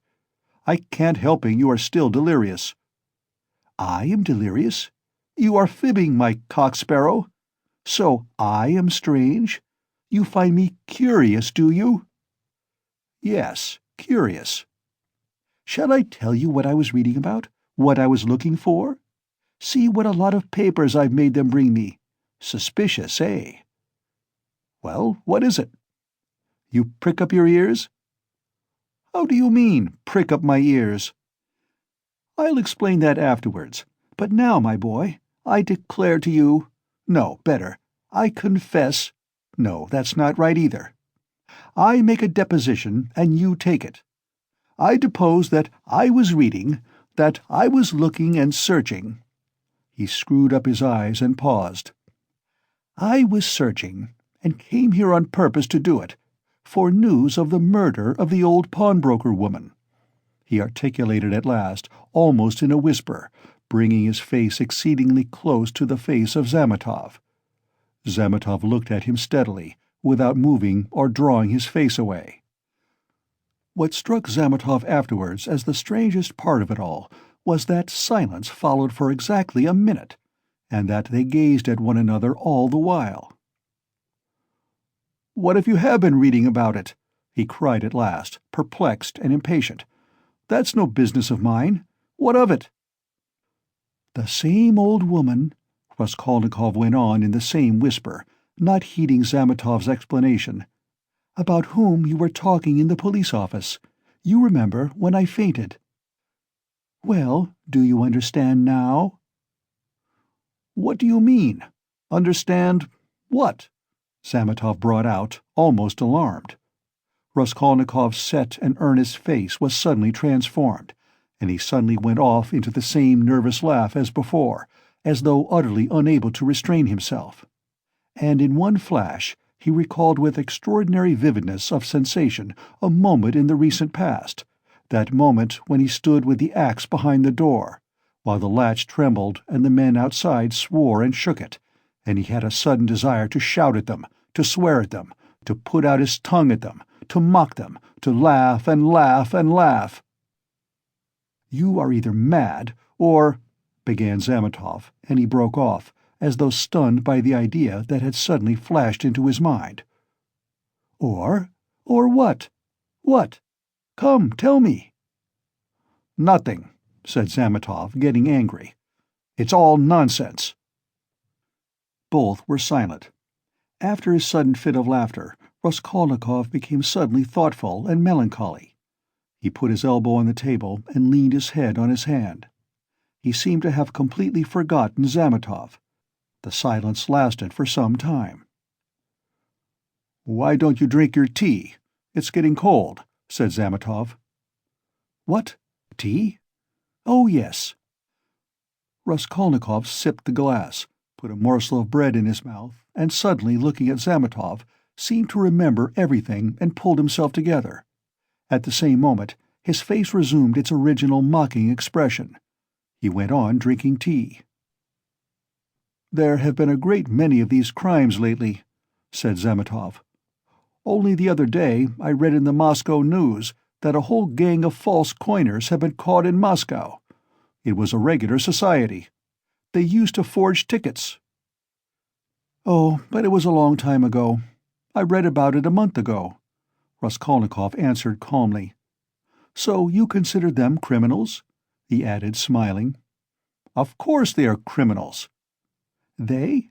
They are children, simpletons, not criminals. Why, 100 people meeting for such an object, what an idea! 3 would be too many, and then they want to have more faith in one another than in themselves. One has only to blab in his cups and it all collapses. Simpletons! They engaged untrustworthy people to change the notes. What a thing to trust to a casual stranger! Well, let us suppose that these simpletons succeed and each makes 1,000,000, and what follows for the rest of their lives? Each is dependent on the others for the rest of his life. Better hang oneself at once. And they did not know how to change the notes either. The man who changed the notes took 5,000 rubles, and his hands trembled. He counted the first 4,000, but did not count the 5,000. He was in such a hurry to get the money into his pocket and ran away. Of course he roused suspicion. And the whole thing came to a crash through one fool. Is it possible?" "That his hands trembled?" observed Zametov. "Yes, that's quite possible. That, I feel quite sure, is possible. Sometimes one can't stand things." "Can't stand that?" "Why, could you stand it then? No, I couldn't. For the sake of 100 rubles to face such a terrible experience? To go with false notes into a bank where it's their business to spot that sort of thing? No, I should not have the face to do it. Would you?" Raskolnikov had an intense desire again to put his tongue out. Shivers kept running down his spine. "I should do it quite differently," Raskolnikov began. "This is how I would change the notes. I'd count the first 1,000 3 or 4 times backwards and forwards, looking at every note, and then I'd set to the second 1,000. I'd count that halfway through, and then hold some 50-ruble note to the light, then turn it, then hold it to the light again, to see whether it was a good one. 'I am afraid,' I would say, 'a relation of mine lost 25 rubles the other day through a false note,' and then I'd tell them the whole story. And after I began counting the third, 'No, excuse me,' I would say, 'I fancy I made a mistake in the 7th hundred in that second 1,000, I'm not sure.' And so I would give up the third 1,000 and go back to the second, and so on to the end. And when I had finished, I'd pick out one from the 5th and one from the second 1,000 and take them again to the light and ask again, 'Change them, please,' and put the clerk into such a stew that he would not know how to get rid of me. When I'd finished and gone out, I'd come back. 'No, excuse me,' and ask for some explanation. That's how I'd do it." "Phoo! What terrible things you say," said Zametov, laughing. "But all that is only talk. I dare say when it came to deeds you'd make a slip. I believe that even a practiced, desperate man cannot always reckon on himself, much less you and I. To take an example near home, that old woman murdered in our district. The murderer seems to have been a desperate fellow. He risked everything in open daylight, was saved by a miracle. But his hands shook too. He did not succeed in robbing the place. He couldn't stand it. That was clear from the—" Raskolnikov seemed offended. "Clear?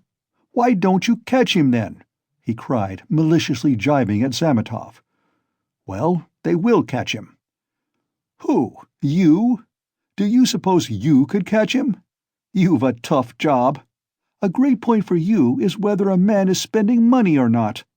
If he had no money and suddenly begins spending, he must be the man, so that any child can mislead you." "The fact is, they always do that, though," answered Zametov. "A man will commit a clever murder at the risk of his life, and then at once he goes drinking in a tavern. They are caught spending money.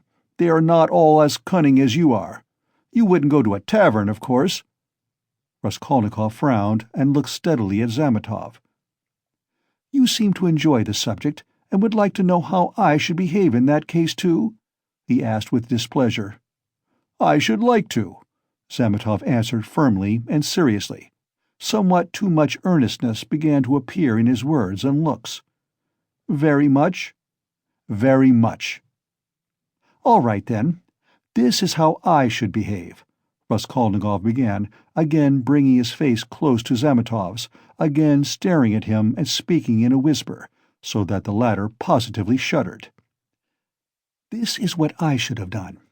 I should have taken the money and jewels. I should have walked out of there and have gone straight to some deserted place with fences round it, and scarcely anyone to be seen, some kitchen garden or place of that sort. I should have looked out beforehand some stone weighing 100 weight or more, which had been lying in the corner from the time the house was built. I would lift that stone, there would sure to be a hollow under it, and I would put the jewels and money in that hole. Then I'd roll the stone back so that it would look as before, would press it down with my foot and walk away. And for a year or two, 3 maybe, I would not touch it. And, well, they could search. There'd be no trace." "You are a madman," said Zametov, and for some reason he too spoke in a whisper, and moved away from Raskolnikov, whose eyes were glittering. He had turned fearfully pale, and his upper lip was twitching and quivering. He bent down as close as possible to Zametov, and his lips began to move without uttering a word.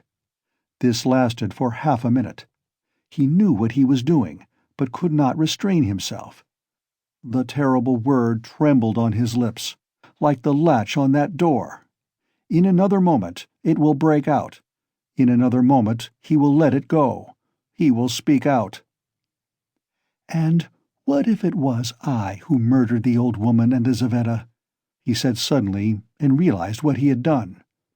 Zametov looked wildly at him and turned white as the tablecloth. His face wore a contorted smile. "But is it possible?" he brought out faintly. Raskolnikov looked wrathfully at him. "Own up that you believed it. Yes, you did?" "Not a bit of it.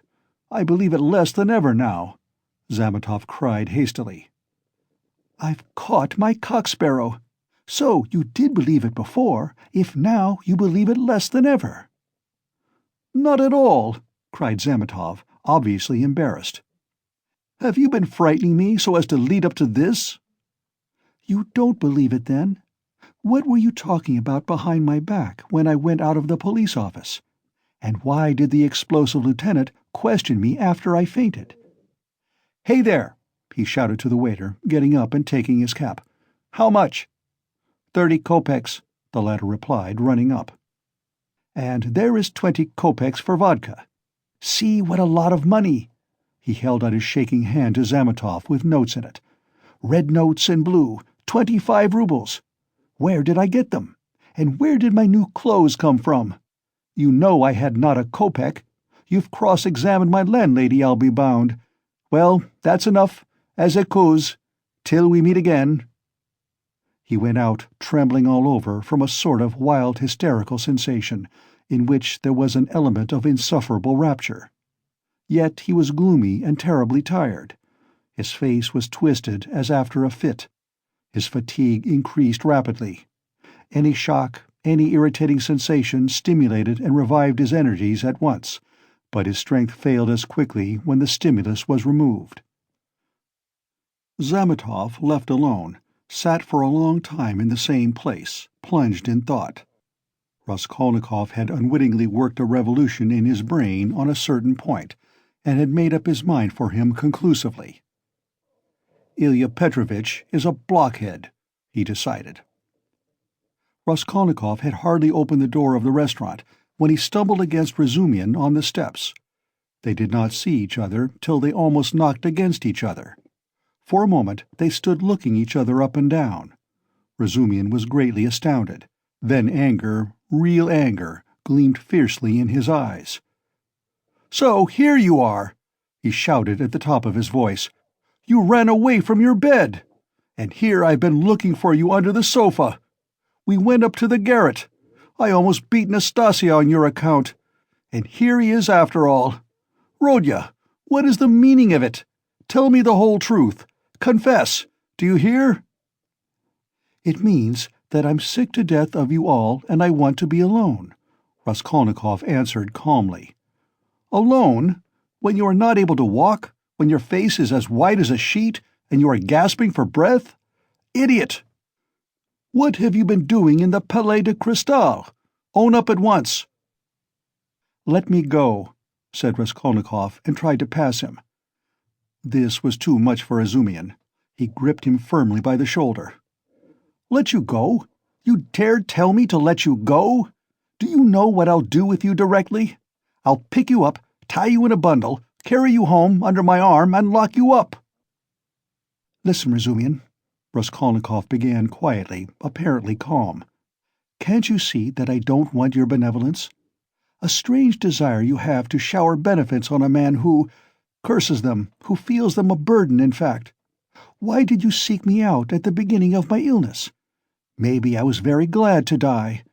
Didn't I tell you plainly enough today that you were torturing me, that I was sick of you? You seem to want to torture people. I assure you that all that is seriously hindering my recovery, because it's continually irritating me. You saw Zosimov went away just now to avoid irritating me. You leave me alone too, for goodness sake. What right have you indeed to keep me by force?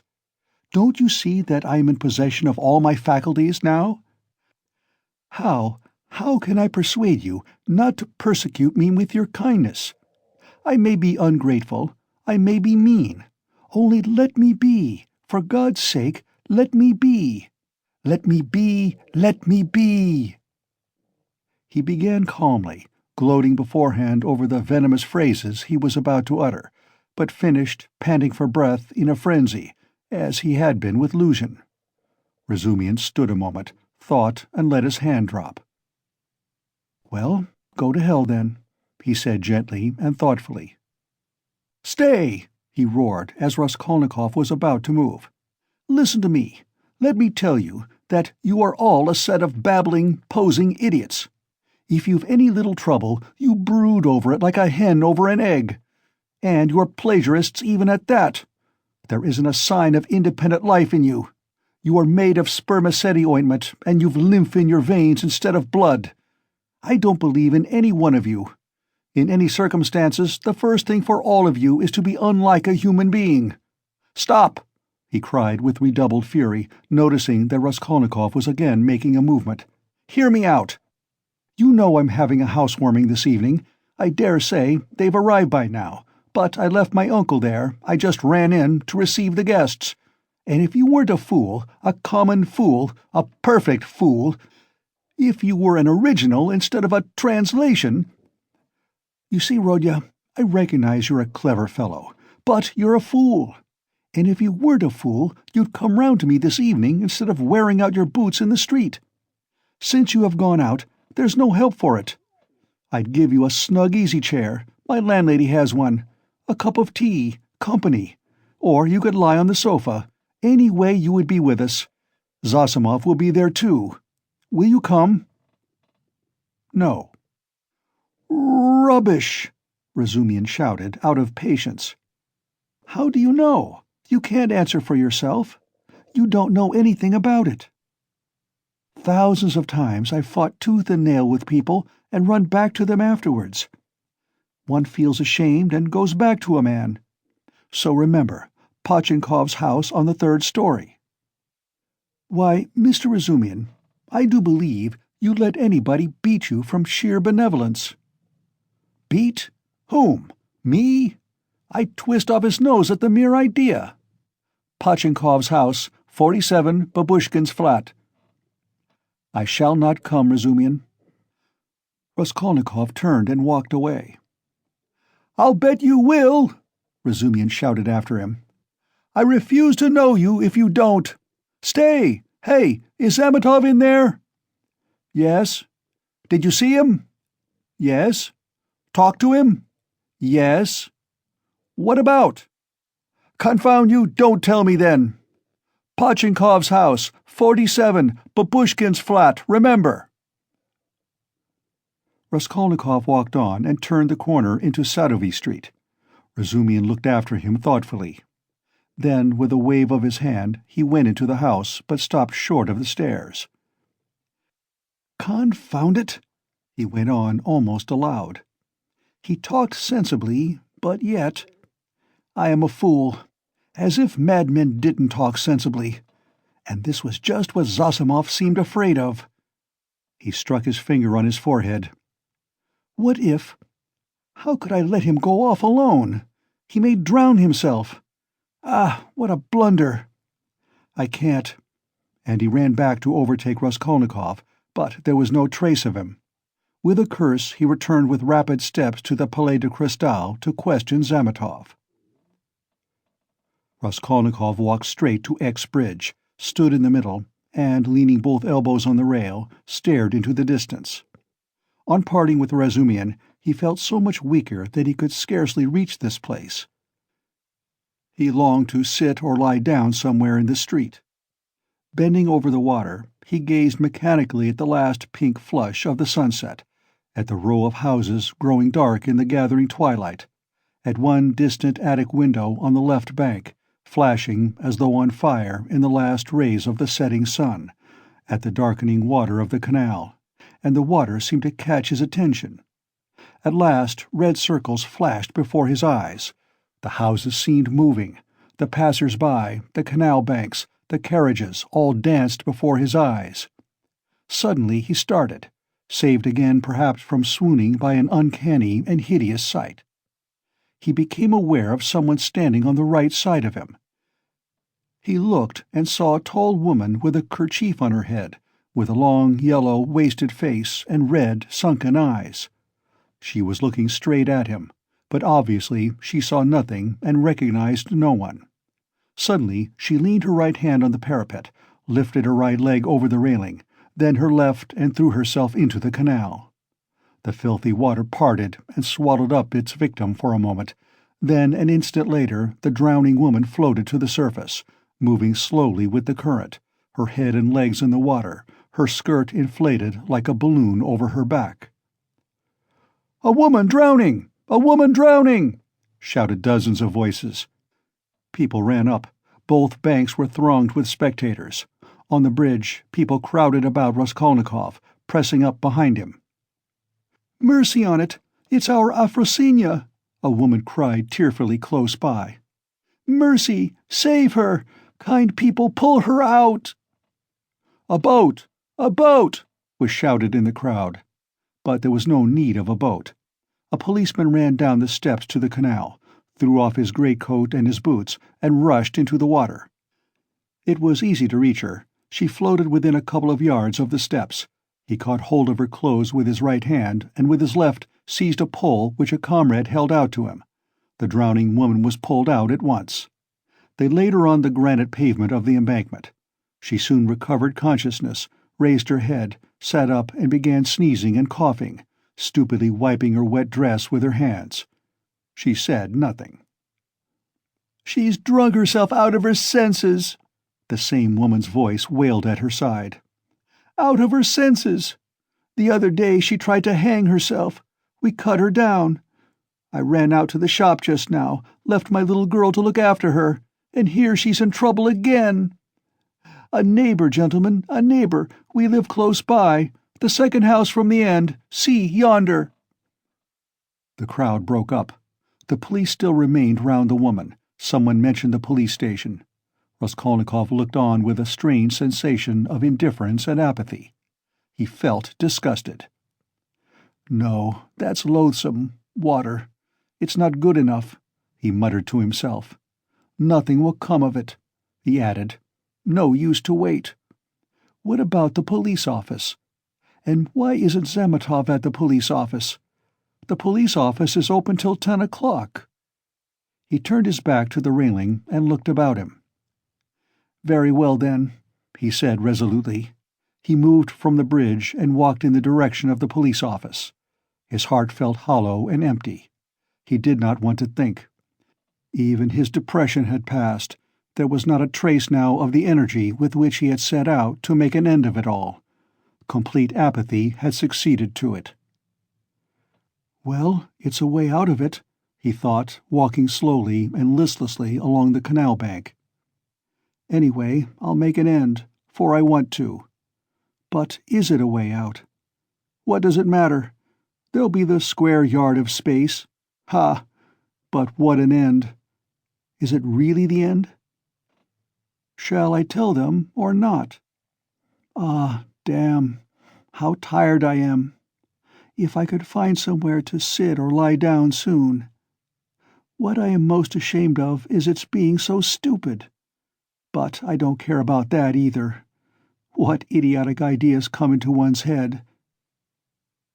To reach the police office, he had to go straight forward and take the second turning to the left. It was only a few paces away. But at the first turning he stopped, and, after a minute's thought, turned into a side street and went 2 streets out of his way, possibly without any object, or possibly to delay a minute and gain time. He walked, looking at the ground. Suddenly, someone seemed to whisper in his ear. He lifted his head and saw that he was standing at the very gate of the house. He had not passed it. He had not been near it since that evening. An overwhelming, unaccountable prompting drew him on. He went into the house, passed through the gateway, then into the first entrance on the right, and began mounting the familiar staircase to the 4th story. The narrow, steep staircase was very dark. He stopped at each landing and looked round him with curiosity. On the first landing, the framework of the window had been taken out. That wasn't so, then, he thought. Here was the flat on the 2nd story where Nikolai and Dmitri had been working. It's shut up, and the door newly painted. So it's to let. Then the 3rd story and the 4th. Here. He was perplexed to find the door of the flat wide open. There were men there. He could hear voices. He had not expected that. After brief hesitation, he mounted the last stairs and went into the flat. It too was being done up. There were workmen in it. This seemed to amaze him. He somehow fancied that he would find everything as he had left it, even perhaps the corpses in the same places on the floor. And now, bare walls, no furniture. It seemed strange. He walked to the window and sat down on the window-sill. There were 2 workmen, both young fellows, but one much younger than the other. They were papering the walls with a new white paper covered with lilac flowers, instead of the old, dirty yellow one. Raskolnikov, for some reason, felt horribly annoyed by this. He looked at the new paper with dislike, as though he felt sorry to have it all so changed. The workmen had obviously stayed beyond their time, and now they were hurriedly rolling up their paper and getting ready to go home. They took no notice of Raskolnikov's coming in. They were talking. Raskolnikov folded his arms and listened. "She comes to me in the morning," said the elder to the younger. "Very early, all dressed up. 'Why are you preening and prinking?' says I. 'I am ready to do anything to please you, Tit Vassilitch.' That's a way of going on. And she dressed up like a regular fashion book." "And what is a fashion book?" the younger one asked. He obviously regarded the other as an authority. "A fashion book is a lot of pictures, colored, and they come to the tailors here every Saturday, by post from abroad, to show folks how to dress, the male sex as well as the female. They're pictures. The gentlemen are generally wearing fur coats, and for the ladies' fluffles, they're beyond anything you can fancy." "There's nothing you can't find in Petersburg," the younger cried enthusiastically. Except father and mother, there's everything." "Except them, there's everything to be found, my boy," the elder declared sententiously. Raskolnikov got up and walked into the other room, where the strong box, the bed, and the chest of drawers had been. The room seemed to him very tiny without furniture in it. The paper was the same. The paper in the corner showed where the case of icons had stood. He looked at it and went to the window. The elder workman looked at him askance. "What do you want?" he asked suddenly. Instead of answering, Raskolnikov went into the passage and pulled the bell. The same bell, the same cracked note. He rang it a second and a third time. He listened and remembered. The hideous and agonizingly fearful sensation he had felt then began to come back more and more vividly. He shuddered at every ring, and it gave him more and more satisfaction. "Well, what do you want? Who are you?" the workman shouted, going out to him. Raskolnikov went inside again. "I want to take a flat," he said. "I am looking round." "It's not the time to look at rooms at night, and you ought to come up with the porter." "The floors have been washed. Will they be painted?" Raskolnikov went on. "Is there no blood?" "What blood?" "Why, the old woman and her sister were murdered here. There was a perfect pool there." "But who are you?" the workman cried, uneasy. "Who am I?" "Yes." "You want to know? Come to the police station. I'll tell you." The workman looked at him in amazement. "It's time for us to go. We are late. Come along, Alyoshka. We must lock up," said the elder workman. "Very well, come along," said Raskolnikov indifferently, and, going out first, he went slowly downstairs. "Hey, porter!" he cried in the gateway. At the entrance several people were standing, staring at the passers-by. The two porters, a peasant woman, a man in a long coat, and a few others. Raskolnikov went straight up to them. "What do you want?" asked one of the porters. "Have you been to the police office?" "I've just been there. What do you want?" "Is it open?" "Of course." "Is the assistant there?" "He was there for a time. What do you want?" Raskolnikov made no reply, but stood beside them, lost in thought. "He's been to look at the flat," said the elder workman, coming forward. "Which flat?" "Where we are at work. 'Why have you washed away the blood?' says he. 'There has been a murder here,' says he, 'and I've come to take it.' And he began ringing at the bell, all but broke it. 'Come to the police station,' says he. 'I'll tell you everything there.' He wouldn't leave us." The porter looked at Raskolnikov, frowning and perplexed. "Who are you?" he shouted as impressively as he could. "I am Rodion Romanovitch Raskolnikov, formerly a student. I live in Shiel's house, not far from here, flat number 14. Ask the porter, he knows me." Raskolnikov said all this in a lazy, dreamy voice, not turning round but looking intently into the darkening street. "Why have you been to the flat?" "To look at it." "What is there to look at?" "Take him straight to the police station," the man in the long coat jerked in abruptly. Raskolnikov looked intently at him over his shoulder, and said in the same slow, lazy tones, "Come along." "Yes, take him," the man went on more confidently. "Why was he going into that? What's in his mind, eh?" "He's not drunk, but God knows what's the matter with him," muttered the workman. "But what do you want?" the porter shouted again, beginning to get angry in earnest. "Why are you hanging about?" "You funked the police station, then?" said Raskolnikov jeeringly. "How funk it? Why are you hanging about?" "He's a rogue," shouted the peasant woman. "Why waste time talking to him?" cried the other porter, a huge peasant in a full open coat and with keys on his belt. "Get along! He is a rogue, and no mistake! Get along!" And seizing Raskolnikov by the shoulder, he flung him into the street. He lurched forward, but recovered his footing, looked at the spectators in silence, and walked away. "Strange man," observed the workman. "There are strange folks about nowadays," said the woman.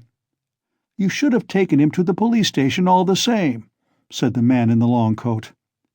"Better have nothing to do with him," decided the big porter. "A regular rogue. Just what he wants, you may be sure, but once you take him up, you won't get rid of him. We know the sort." "Shall I go there or not?"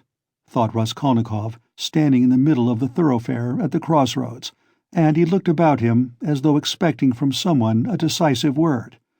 But no sound came. All was dead and silent, like the stones on which he walked, dead to him alone. All at once, at the end of the street, 200 yards away, in the gathering dusk, he saw a crowd and heard talk and shouts. In the middle of the crowd stood a carriage. A light gleamed in the middle of the street. "What is it?" Raskolnikov turned to the right and went up to the crowd. He seemed to clutch at everything, and smiled coldly when he recognized it, for he had fully made up his mind to go to the police station and knew that it would all soon be over. End of Part 2, Chapter 6. Part 2, Chapter 7. An elegant carriage stood in the middle of the road, with a pair of spirited grey horses. There was no one in it, and the coachman had got off his box and stood by. The horses were being held by the bridle. A mass of people had gathered round, the police standing in front. One of them held a lighted lantern, which he was turning on something lying close to the wheels. Everyone was talking, shouting, exclaiming. The coachman seemed at a loss and kept repeating, "What a misfortune! Good Lord, what a misfortune!" Raskolnikov pushed his way in as far as he could, and succeeded at last in seeing the object of the commotion and interest. On the ground a man who had been run over lay apparently unconscious, and covered with blood. He was very badly dressed, but not like a workman. Blood was flowing from his head and face. His face was crushed, mutilated, and disfigured. He was evidently badly injured. "Merciful heaven!" wailed the coachman. "What more could I do? If I had been driving fast or had not shouted to him, but I was going quietly, not in a hurry. Everyone could see I was going along just like everybody else. A drunken man can't walk straight, we all know. I saw him crossing the street, staggering and almost falling. I shouted again, and a second and a third time. Then I held the horses in, but he fell straight under their feet. Either he did it on purpose, or he was very tipsy. The horses are young and ready to take fright. They started. He screamed. That made them worse. That's how it happened." "That's just how it was," a voice in the crowd confirmed. "He shouted, that's true. He shouted 3 times," another voice declared. "3 times it was, we all heard it," shouted a third. But the coachman was not very much distressed and frightened. It was evident that the carriage belonged to a rich and important person who was awaiting it somewhere. The police, of course, were in no little anxiety to avoid upsetting his arrangements. All they had to do was to take the injured man to the police station and the hospital. No one knew his name. Meanwhile, Raskolnikov had squeezed in and stooped closer over him. The lantern suddenly lighted up the unfortunate man's face. He recognized him. "I know him! I know him!" he shouted, pushing to the front. "It's a government clerk retired from the service, Marmeladov. He lives close by in Kozel's house. Make haste for a doctor. I will pay, see?" He pulled money out of his pocket and showed it to the policeman. He was in violent agitation. The police were glad that they had found out who the man was. Raskolnikov gave his own name and address, and as earnestly as if it had been his father, he besought the police to carry the unconscious Marmeladov to his lodging at once. "Just here, 3 houses away," he said eagerly. "The house belongs to Kozel, a rich German. He was going home, no doubt drunk. I know him. He is a drunkard. He has a family there, a wife, children. He has 1 daughter. It will take time to take him to the hospital, and there is sure to be a doctor in the house. I'll pay. At least, he will be looked after at home. They will help him at once. but he'll die before you get him to the hospital." He managed to slip something unseen into the policeman's hand. But the thing was straightforward and legitimate, and in any case, help was closer here. They raised the injured man. People volunteered to help. Kozel's house was 30 yards away. Raskolnikov walked behind, carefully holding Marmeladov's head and showing the way. "This way, this way. We must take him upstairs head foremost. Turn round. I'll pay. I'll make it worth your while," he muttered. Katerina Ivanovna had just begun, as she always did at every free moment, walking to and fro in her little room from window to stove and back again, with her arms folded across her chest, talking to herself and coughing. Of late she had begun to talk more than ever to her eldest girl, Polenka, a child of 10, who, though there was much she did not understand, understood very well that her mother needed her, and so always watched her with her big clever eyes and strove her utmost to appear to understand. This time Polenka was undressing her little brother, who had been unwell all day and was going to bed. The boy was waiting for her to take off his shirt, which had to be washed at night. He was sitting straight and motionless on a chair, with a silent, serious face, with his legs stretched out straight before him, heels together and toes turned out. He was listening to what his mother was saying to his sister, sitting perfectly still with pouting lips and wide open eyes, just as all good little boys have to sit when they are undressed to go to bed. A little girl, still younger, dressed literally in rags, stood at the screen, waiting for her turn. The door onto the stairs was open to relieve them a little from the clouds of tobacco smoke which floated in from the other rooms, and brought on long, terrible fits of coughing in the poor, consumptive woman. Katerina Ivanovna seemed to have grown even thinner during that week, and the hectic flush on her face was brighter than ever. "You wouldn't believe, you can't imagine, Polenka," she said, walking about the room, "what a happy, luxurious life we had in my papa's house, and how this drunkard has brought me, and will bring you all, to ruin. Papa was a civil colonel, and only a step from being a governor, so that everyone who came to see him said, 'We look upon you, Ivan Mihalovitch, as our governor.' When—" She coughed violently. "Oh, cursed life!" she cried, clearing her throat and pressing her hands to her breast. When at the last ball, at the Marshal's, Princess Bezmelny saw me, who gave me the blessing when your father and I were married, Polenka. She asked at once, 'Isn't that the pretty girl who danced the shawl dance at the breaking up? You must mend that tear. You must take your needle and darn it as I showed you, or tomorrow—' Cough, cough, cough! He will make the hole bigger," she articulated with effort. "Prince Shigolskoy, a hammer-junker, had just come from Pittsburgh then. He danced the mazurka with me and wanted to make me an offer next day, but I thanked him in flattering expressions and told him that my heart had long been another's. That other was your father, Polya. Papa was fearfully angry. Is the water ready? Give me the shirt and the stockings. Lida," said she to the youngest one, "you must manage without your chemise tonight, and lay your stockings out with it. I'll wash them together. How is it that drunken vagabond doesn't come in? He has worn his shirt till it looks like a dishclout. He has torn it to rags. I do it all together, so as to not have to work 2 nights running. Oh, dear! Cough, cough, cough, cough! Again! What's this?" she cried, noticing a crowd in the passage, and the men who were pushing into her room, carrying a burden. "What is it? What are they bringing? Mercy on us!" "Where are we to put him?"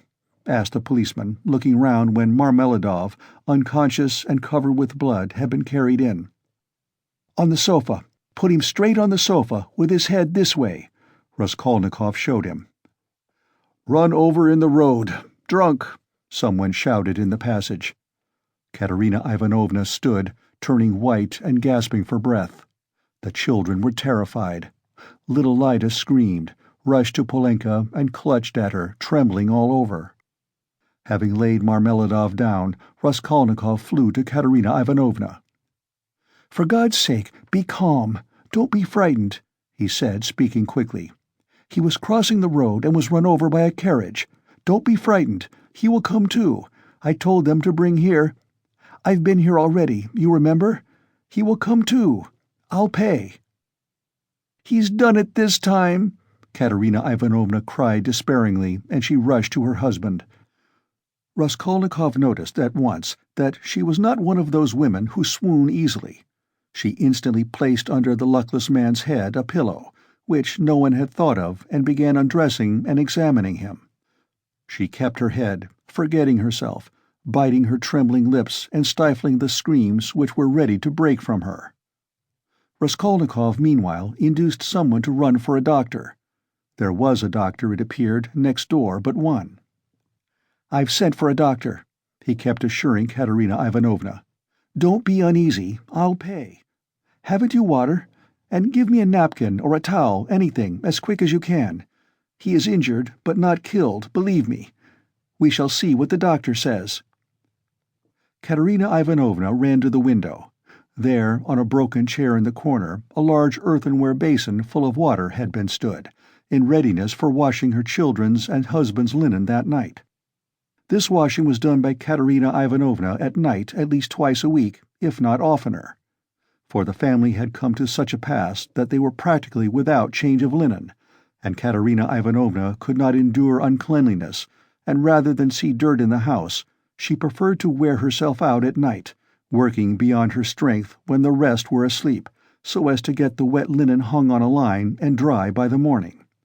She took up the basin of water at Raskolnikov's request, but almost fell down with her burden.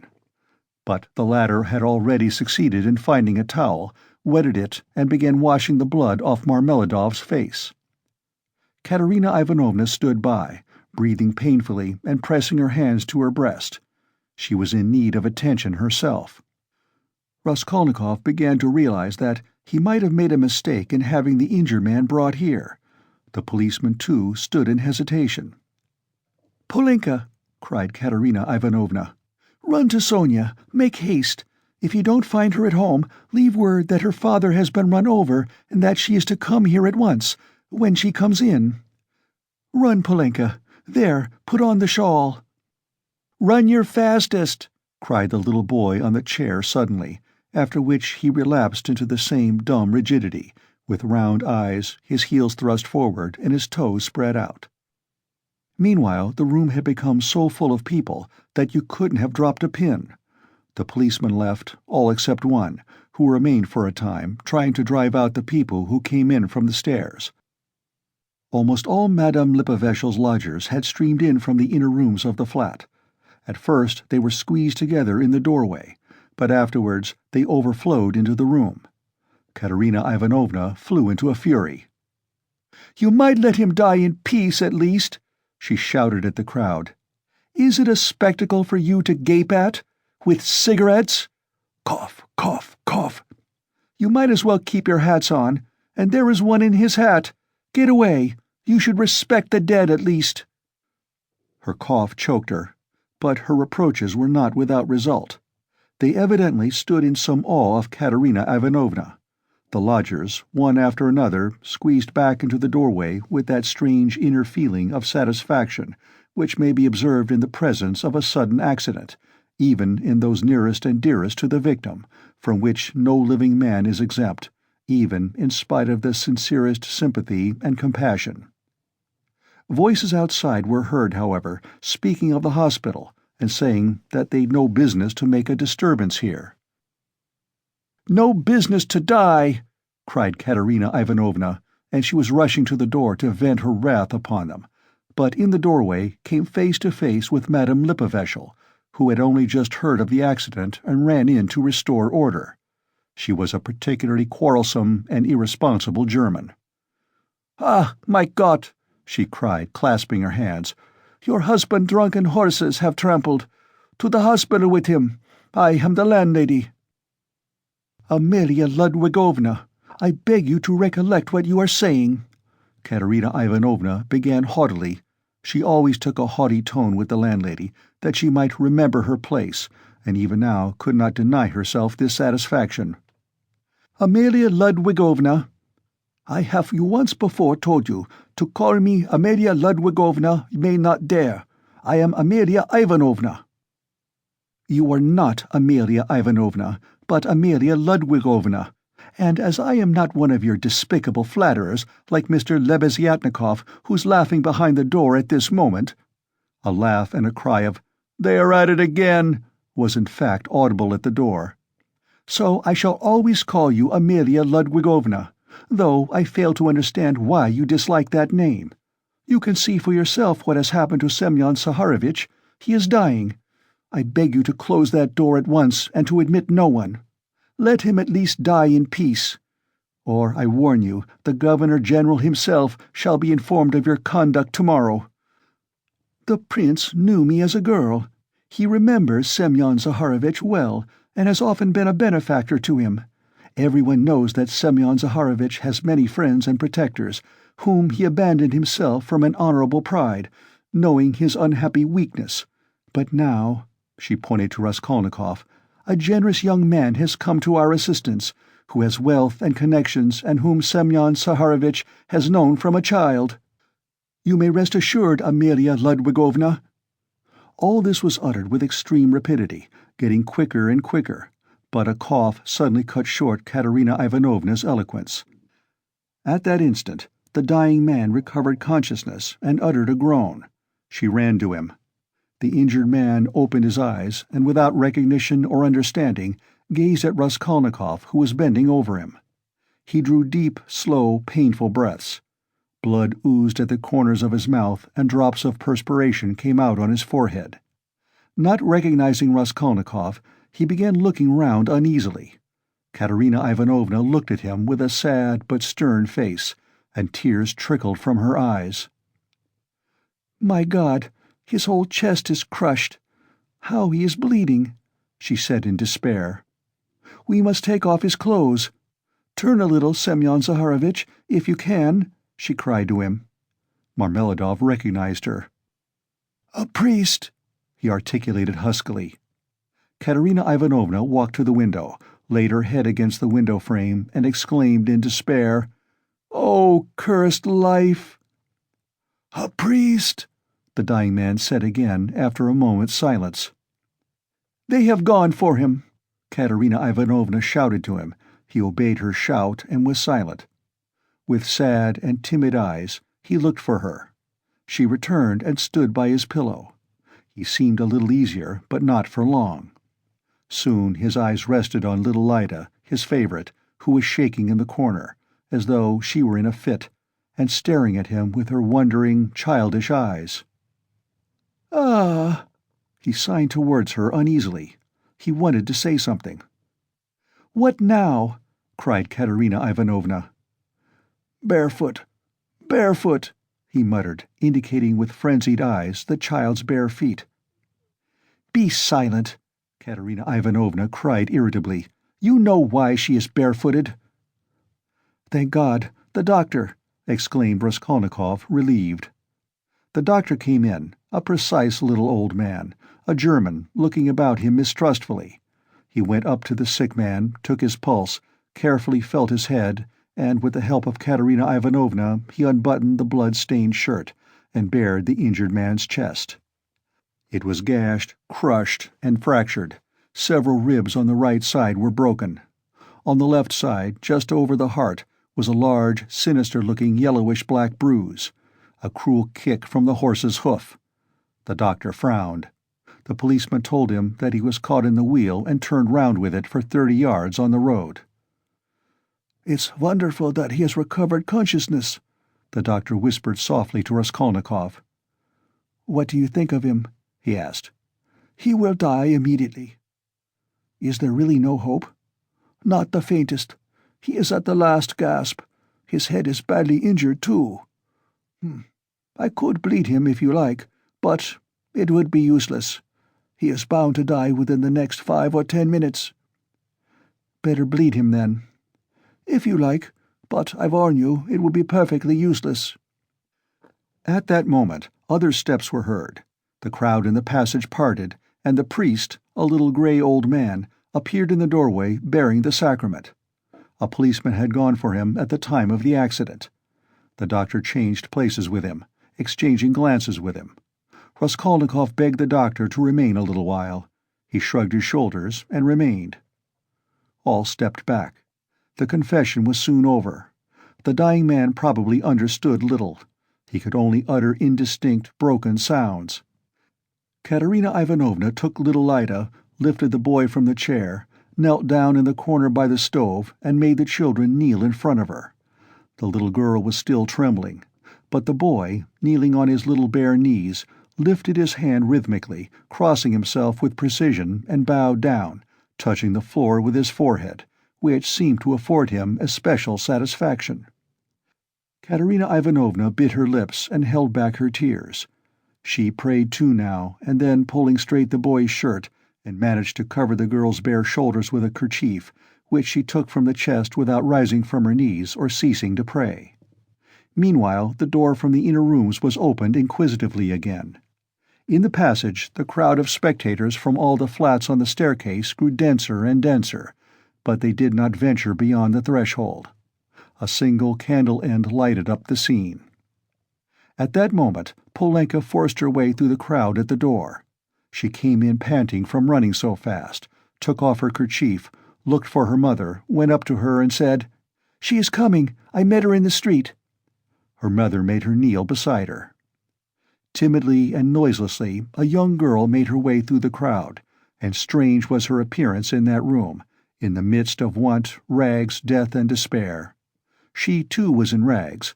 Her attire was all of the cheapest, but decked out in gutter finery of a special stamp, unmistakably betraying its shameful purpose.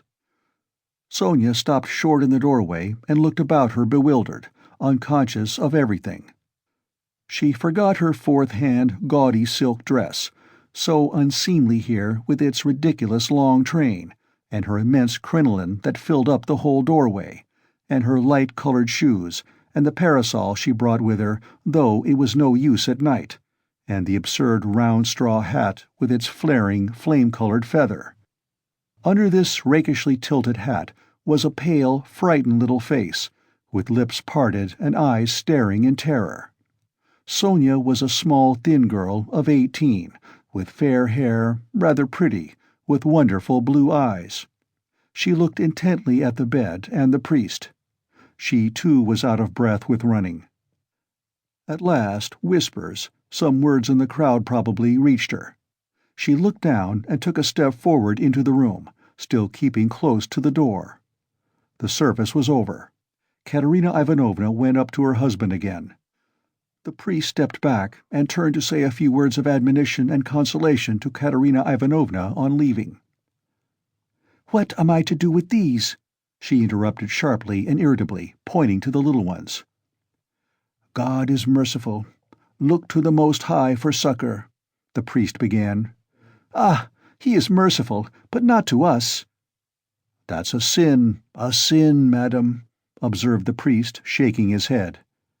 "And isn't that a sin?" cried Katerina Ivanovna, pointing to the dying man. "Perhaps those who have involuntarily caused the accident will agree to compensate you, at least for the loss of his earnings." "You don't understand!" cried Katerina Ivanovna, angrily waving her hand. "And why should they compensate me? Why, he was drunk and threw himself under the horses. What earnings? He brought us nothing but misery. He drank everything away, the drunkard. He robbed us to get drink. He wasted their lives and mine for drink. And thank God he's dying. One less to keep." "You must forgive in the hour of death. That's a sin, madam. Such feelings are a great sin." Katerina Ivanovna was busy with the dying man. She was giving him water, wiping the blood and sweat from his head, setting his pillow straight, and had only turned now and then for a moment to address the priest. Now she flew at him almost in a frenzy. "Ah, father, that's words, and only words. Forgive?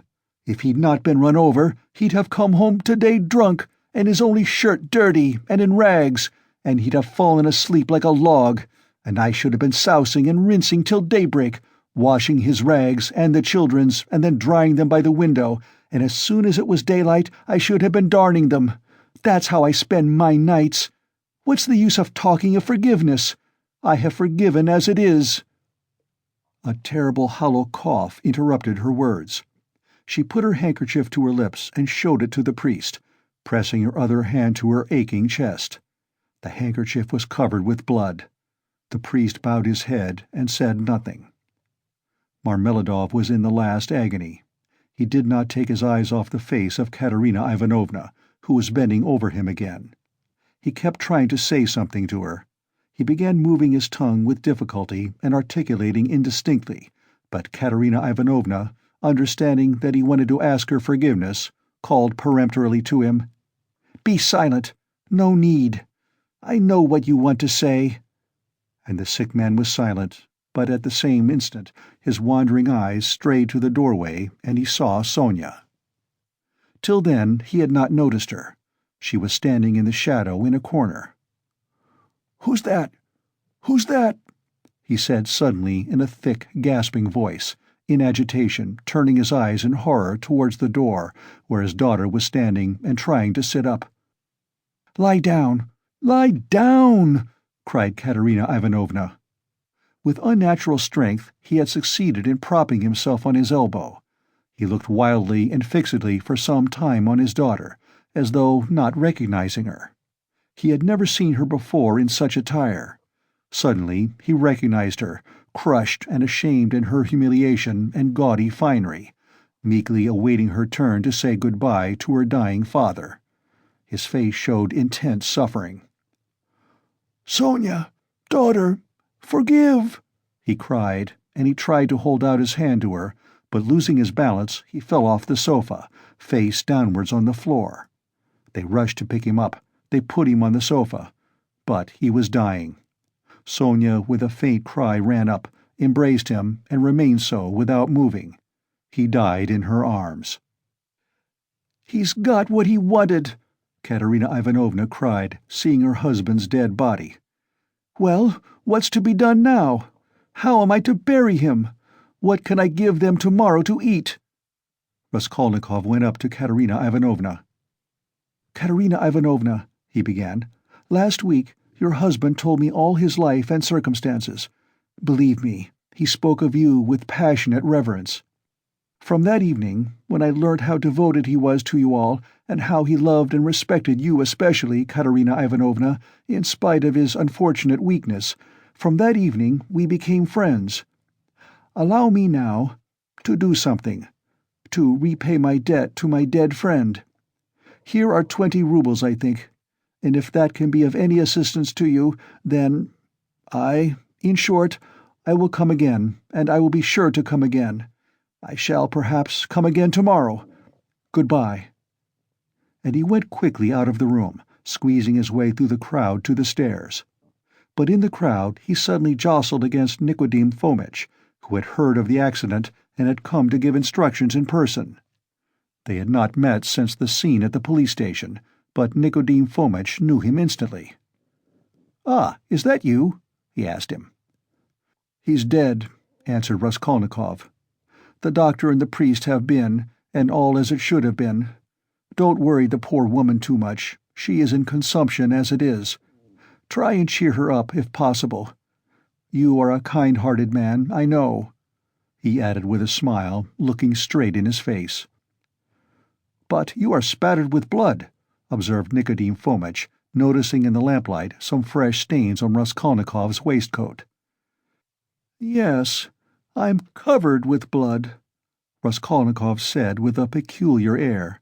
Then he smiled, nodded, and went downstairs. He walked down slowly and deliberately, feverish but not conscious of it, entirely absorbed in a new overwhelming sensation of life and strength that surged up suddenly within him. This sensation might be compared to that of a man condemned to death who has suddenly been pardoned. Halfway down the staircase he was overtaken by the priest on his way home. Raskolnikov let him pass, exchanging a silent greeting with him. He was just descending the last steps when he heard rapid footsteps behind him. Someone overtook him. It was Polenka. She was running after him, calling, "Wait! Wait!" He turned round. She was at the bottom of the staircase and stopped short a step above him. A dim light came in from the yard. Raskolnikov could distinguish the child's thin but pretty little face, looking at him with a bright, childish smile. She had run after him with a message which she was evidently glad to give. "Tell me, what is your name, and where do you live?" she said hurriedly in a breathless voice. He laid both hands on her shoulders and looked at her with a sort of rapture. It was such a joy to him to look at her, he could not have said why. "Who sent you?" "Sister Sonya sent me," answered the girl, smiling still more brightly. "I knew it was Sister Sonya sent you." "Mama sent me too. When Sister Sonya was sending me, Mama came up too and said, 'Run fast, Polenka.'" "Do you love Sister Sonya?" "I love her more than anyone," Polenka answered with a peculiar earnestness, and her smile became graver. "And will you love me?" By way of answer, he saw the little girl's face approaching him, her full lips naively held out to kiss him. Suddenly, her arms as thin as sticks held him tightly, her head rested on his shoulder, and the little girl wept softly, pressing her face against him. "I am sorry for Father," she said a moment later, raising her tear-stained face and brushing away the tears with her hands.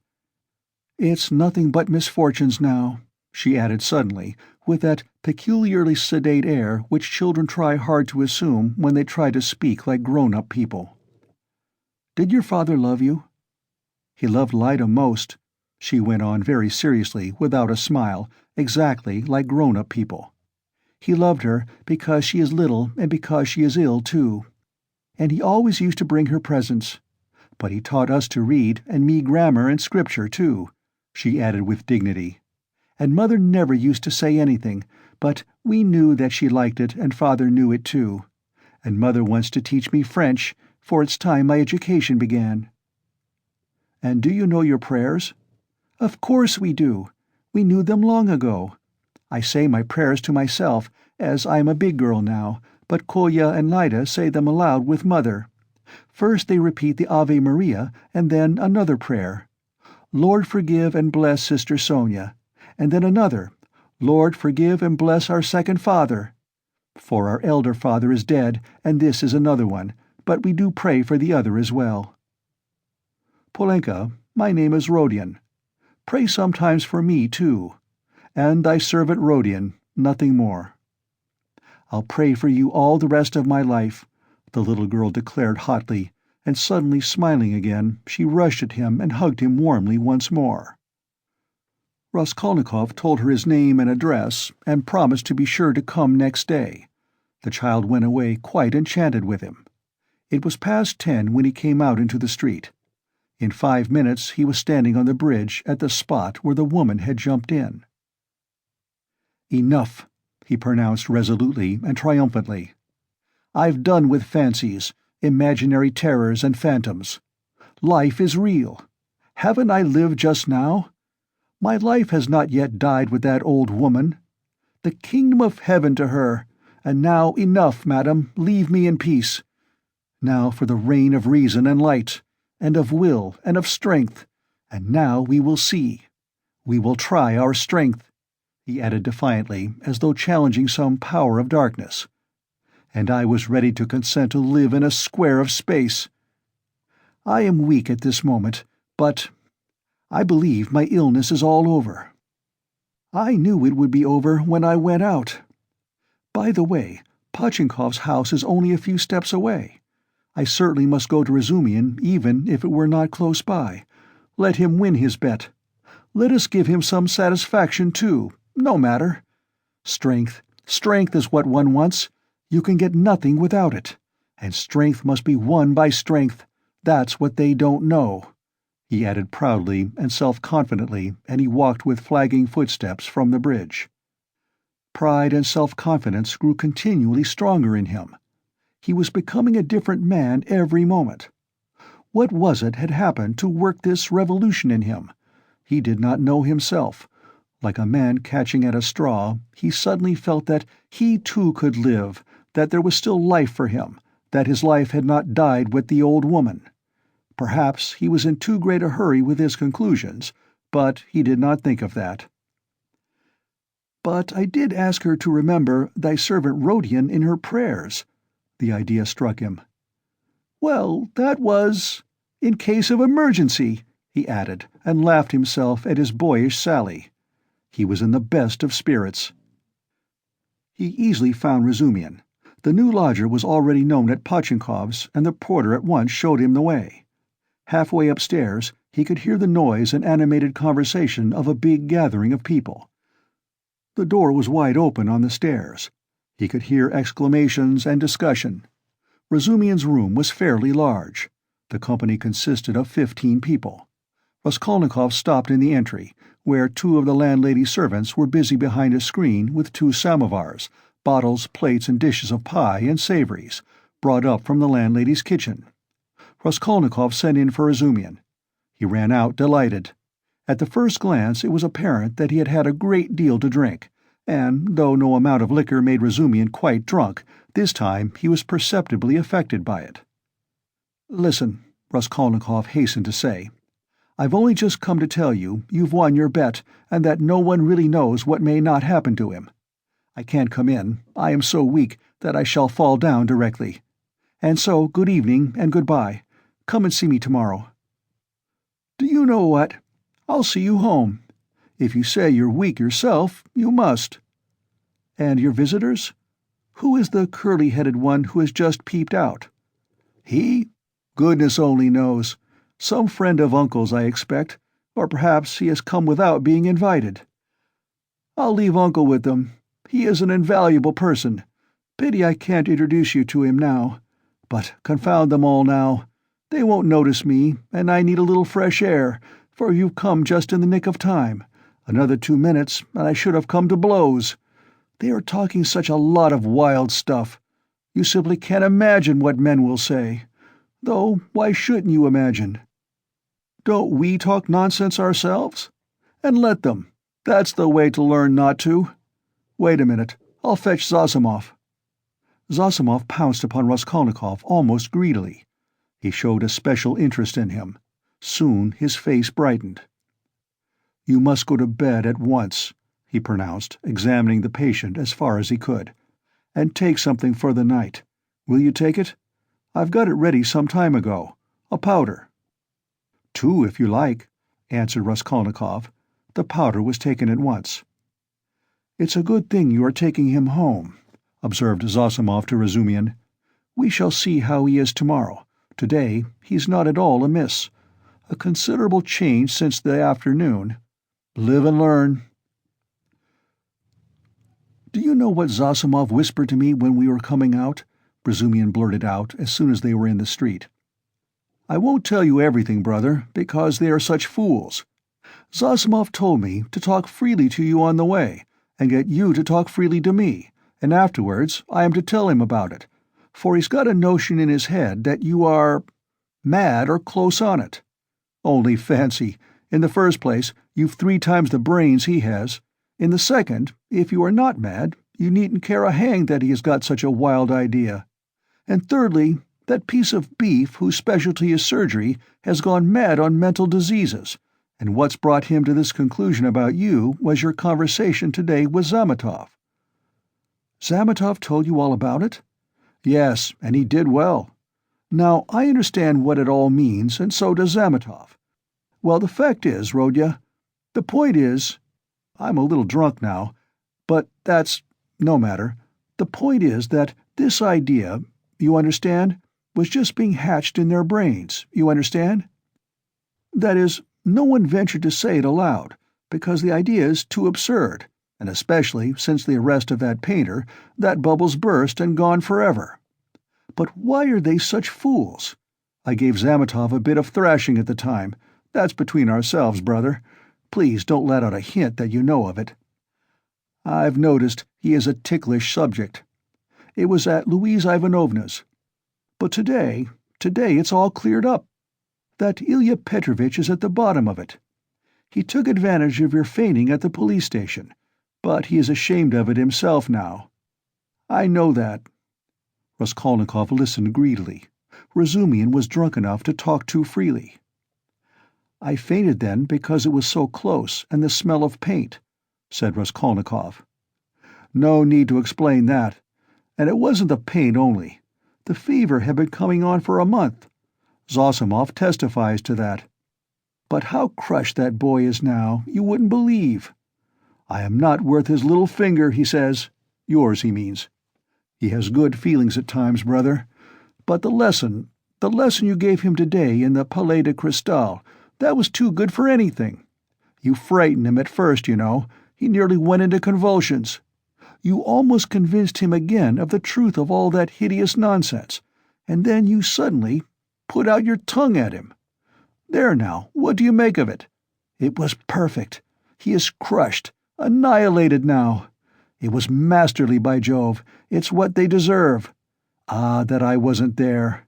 He was hoping to see you awfully. Porfiry, too, wants to make your acquaintance."